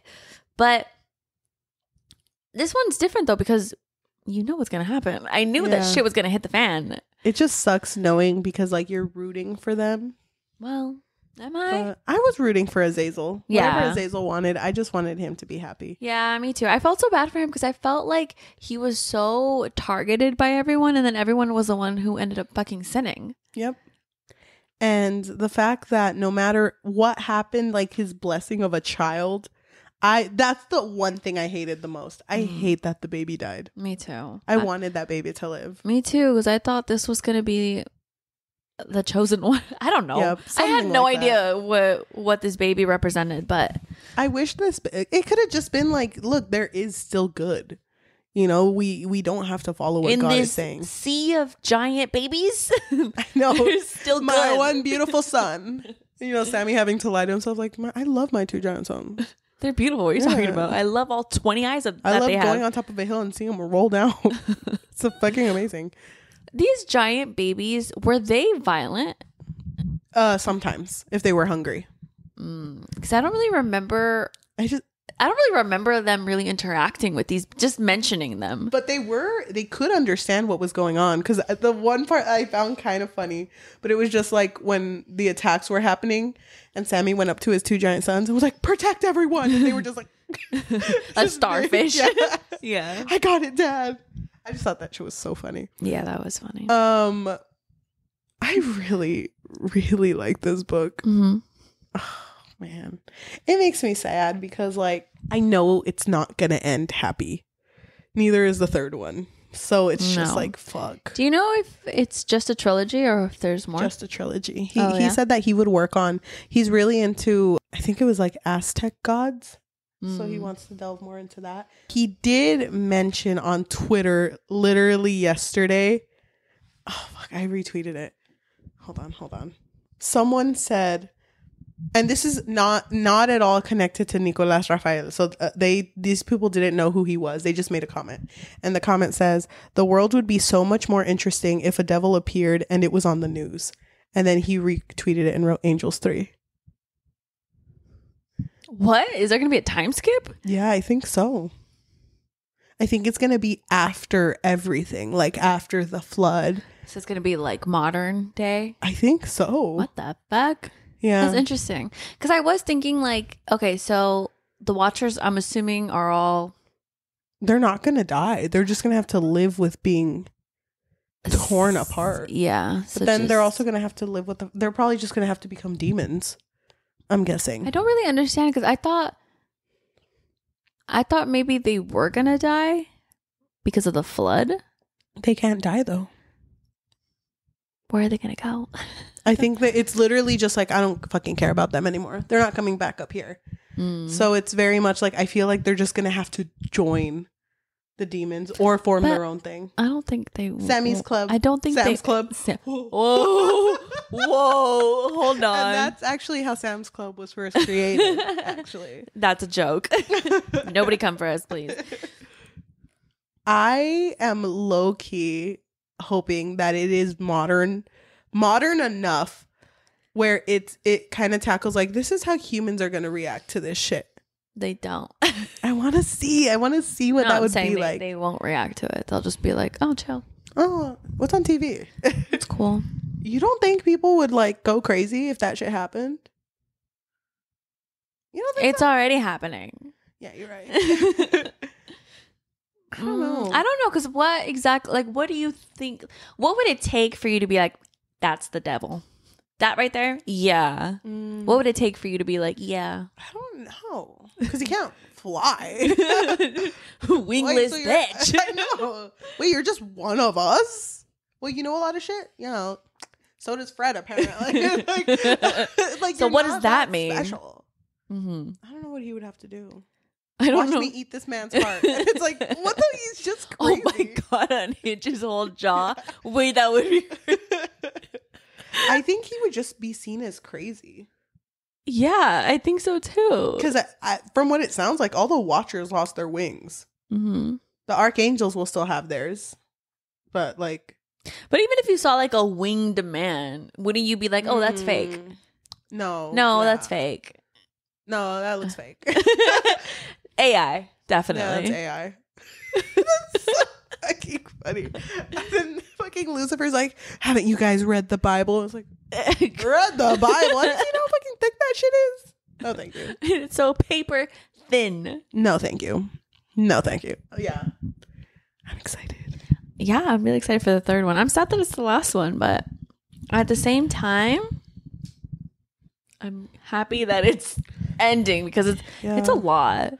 Yeah. And it kind of gives me like an existential crisis a little bit. Me too. Because I was literally, dude, the amount of times I've been thinking about like death, I'm like, oh my God. Oh, you told me that actually, that it kind of triggered a little bit. Yeah, about it more. It really did. Because it's like, I would consider myself agnostic. I mean, I'm fine with whatever, whatever. I don't know. I'm not going to pretend like I know what the answer is. Yeah. So then sometimes I'm like, well, should I be praying? Oh my God. Should I be going to church? I don't think so, but I know what you mean. I just start overthinking things. I feel like with me, I would consider myself agnostic. I really I like the thought of spirituality, but I personally don't see the only thing I would want to get out of going to church again would be the community in it.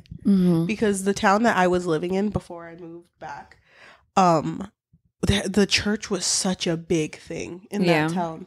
And but doesn't that feel kind of cultish a little bit? I feel like it Respectfully. depends, but I feel like it depends on like The people who run the church, because the people who ran the church were the same ones who like worked in the fields, who like were part of when the floods would happen. When the floods happened in the town I was living in, they were the ones who were getting the sandbags and putting it by the river. Like they were the workers, like a part of it. Yeah. I think it's different when it's someone representing that is the same people that live there. So I really, really liked that church. But I never went for like, a Sunday, but I would like, go on important days because it meant a lot to them. And I was just kind of like, fuck. So you would just like show up when it really mattered, basically. Well, like for example, for the floods. Yes. And the church also, they were very big on like during the floods. We had lost our power for like a week, I think. It was really bad. Yeah, it was. They were giving out food to the whole community. So I would go on those days on like, does anyone need anything? Because all of the families there, they were like my kids' families. Yeah. So it was really, I love that shit. But then I think about like my other experiences with church, and it was very much like, you're not praying enough. God sees every sin you commit. Don't you want to go to a place like this? And they would show a picture of what they thought heaven would look like. And it was just like, yeah, you're not doing enough. And it's like, it's crazy to me that I felt like I was doing less when I was actually in it. Because now I felt like I was doing more and I'm not going to church. Yeah. So I guess, yeah, the comparison will really get you. And like, I feel like a lot of the times people focus on, I guess, the bad, like the bad seeds. But it's kind of hard not to. Yeah. Because I was never, I mean, there are a couple times I've gone to church, mostly family obligations, not really because I really want to. Yeah. But, when I meet people who are like really, really religious, it hasn't really been a great experience for me. Well, I guess we've been talking for a long time. I mean, I feel like we could talk forever about our experiences. I did want to ask you one thing, and I fucking lost the question. Oh, do you think it's a blasphemous thing to read a story like this and side with characters that are angels and demons? And that is so funny that you asked that question, because I literally told you that I feel like this is blasphemous, because there was a moment where my fiance and I had to take care of his nephews, and I had to be around his family like a couple days, or no, it was one full day, but it was a full day. So I was like, should I take a book? And I was in the middle of reading Angels and Man, and I remember I texted you and I was like, my thing is like, I know that people will see this cover and they're going to ask me about it. And so I didn't end up taking it because my suegra was going to be, my mother-in-law was going to be there too. And like, I don't think that they would, I don't know. To me, I just kind of assume that if they were to ask me, I would be like, it's a Bible retelling. Yeah. I think they would be like, what part? What the fuck? Like what? And I just didn't want to have that conversation. I don't know. I don't think it's blasphemous, but I think to really religious people, I think it would be. I also, by the way, I was rereading the first book before I read this one, and I was at home and I got a big sticky note and covered the front cover. Really? Because I also was like, I'm not going to have this conversation. Yeah, I did have someone ask me, what are you reading? Because whatever, it doesn't matter where I was, but I was somewhere and I was reading the book, and somebody asked me, oh, what are you reading? And I was like, a book. Just like a book. Okay. And then I said the title, and they were like, that doesn't mean anything to me. And I'm like, yep. That's so funny. Yep. I just, it's funny because I have a friend that I'm really close to. She will probably watch this episode, but she's really, really religious. I went to college with her. Oh, not the one that came to visit recently. It was another one. Oh, okay. And I told her about this book, and I remember we were in a long car ride and I was explaining it to her, and she was like, that sounds really good. Like that's something I want to read. And then I was like, but aren't you like, yeah, like a devout Christian. Like, isn't or I don't remember what she is, but she's like devout, and I was like, isn't this like kind of against your beliefs? And she just kind of mentioned like, I mean, like when you get older, you start to realize that like so many of the things that they taught you very much limits the people who could be part of the church. So why is it wrong to like expand your horizons on different views? You know, and I'm like, damn, I didn't think about it like that. See, that's good though. That's good that she would even if you did think it was blasphemous, I don't think it's right to be like super aggressive about it. Yep. I think you should just be like, not really, for me. No. You know? I think narratively too, when you don't connect it to the Bible, it's kind of interesting to see it in the perspective of what you would know people would consider the villain, but you see them more for like the flaws that made them who they were. You know, it's kind of hard not to be a villain when like your creator only wants you to worship them and that's it. And that's your whole existence. That's literally it. I think you underlined a part that said that. I think it was like Azazel saying like, why did you, and you wrote that you really liked this line. It was like, why did you create me if you were just going to cast me out? Exactly. Yeah. It feels like that was just the whole point. There's no way that a creator wouldn't think of the anomalies. Like, oh, like what could go wrong here? Or what could not go my way? Yep. So, I don't know. Damn. I love this book. And it sucks having read it freshly after last year, me reading the first one. Because you know that last year, it was so funny because we had all of our books of the year list. And I showed you mine and you're like, don't kid yourself. Don't kid yourself. I was like, you know what your book of the year is. It's Angels Before Man, which was the first book. Would you say this is, again, a contender for your 5 out of 5? 5 out of 5 book of the year? Yeah, I've given a lot of 5s. You have. I'm trying not to. I counted. I gave 17 5s already. I don't know how many I've done, but I'm still kind of torn. Right now, I don't think I would give it a 5. I respect that. I think I would give it a high 4 or even a 4.5, but I don't know. What was the big thing that caused you to not want to give it? The whole conversation about the women. I mean, I don't know anything about Rafael Nicolas, but I don't think he's trying to paint women as promiscuous. Yeah, or the reason of humanity's downfall or the downfall of the Watchers, but like it just is coming off that way for me. So I think that was my only issue, really. It would be interesting to hear his thoughts on that. Damn. Damn, that was a long episode. It really was. I feel like we've been talking forever. I don't know if this has... we'll have Goodreads reviews. For everyone listening to us in audio form, whether that be Spotify, Apple Podcasts, Amazon Music, or anywhere you get your podcasts on, thank you so much. If you can please leave a rating of 5 stars. This is like one of my favorite books. So if you don't, that's kind of rude. She will take it personally. That would be amazing. It takes like literally 2 seconds to do. If you want to recommend us a book, you can actually recommend it to us through Spotify or anywhere else you can reach us on social media, which we will talk about in a bit. If you want to support us and you have a little bit of money, what can they do?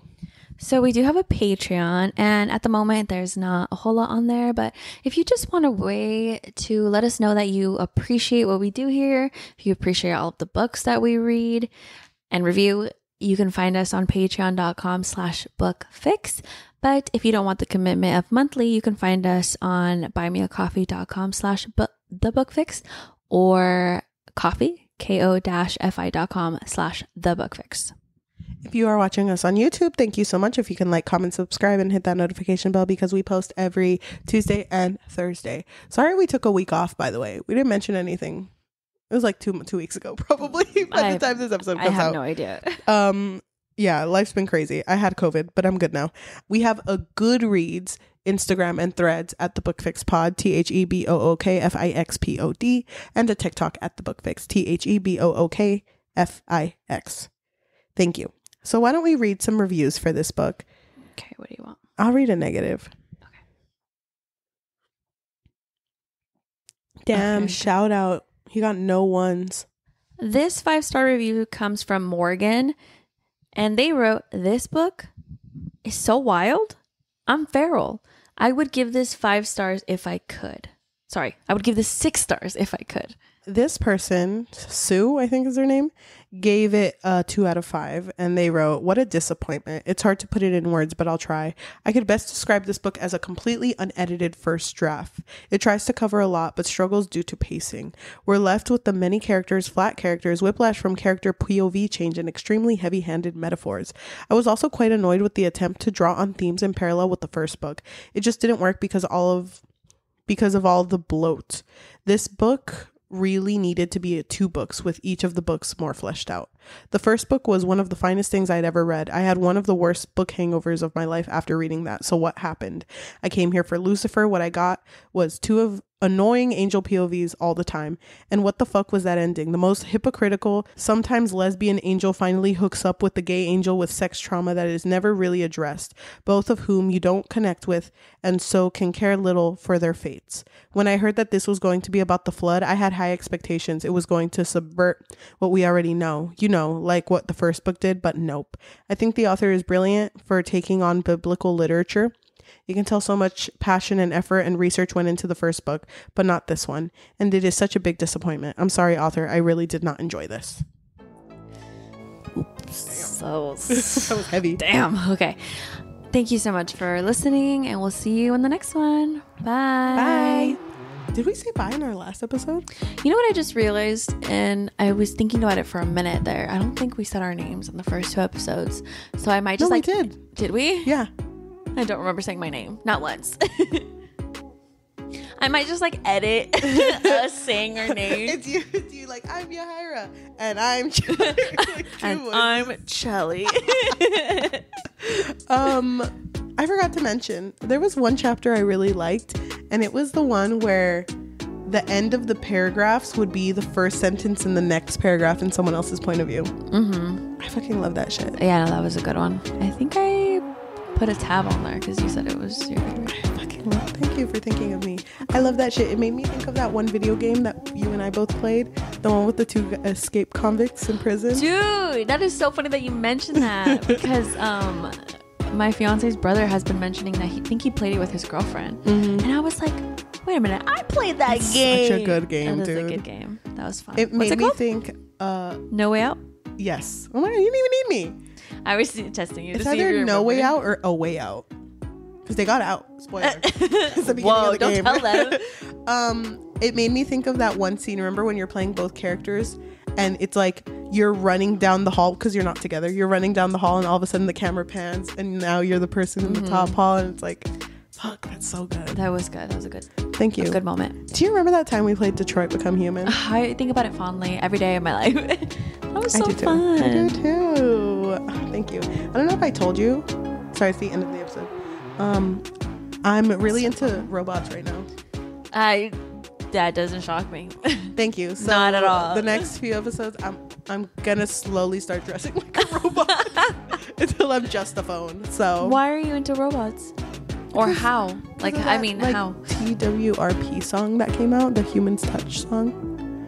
And then I fell down the hole of like a bunch of cyborg movies, and now I want to watch Terminator. And What cyborg movies have you seen? well, the Electric Dreams one that everyone's been talking about recently. I want to rewatch fucking Terminator, and then I want to watch like RoboCop. I don't know. I'm just like in it. I'm in it right now. Let's watch iRobot right now. I Am Legend. Is that one also? iRobot. No, I Am Legend. I Am Legend wasn't. I Am Legend was just like the things, the monsters. But aren't they robots? No, they're just monsters. You're quizzing me on my Will Smith lore. Oh, Me? you know what? You're right. Yeah. Okay, let's put it on. Next episode, we're not going to be discussing it. Well, unless you've seen it. Oh my gosh. Maybe.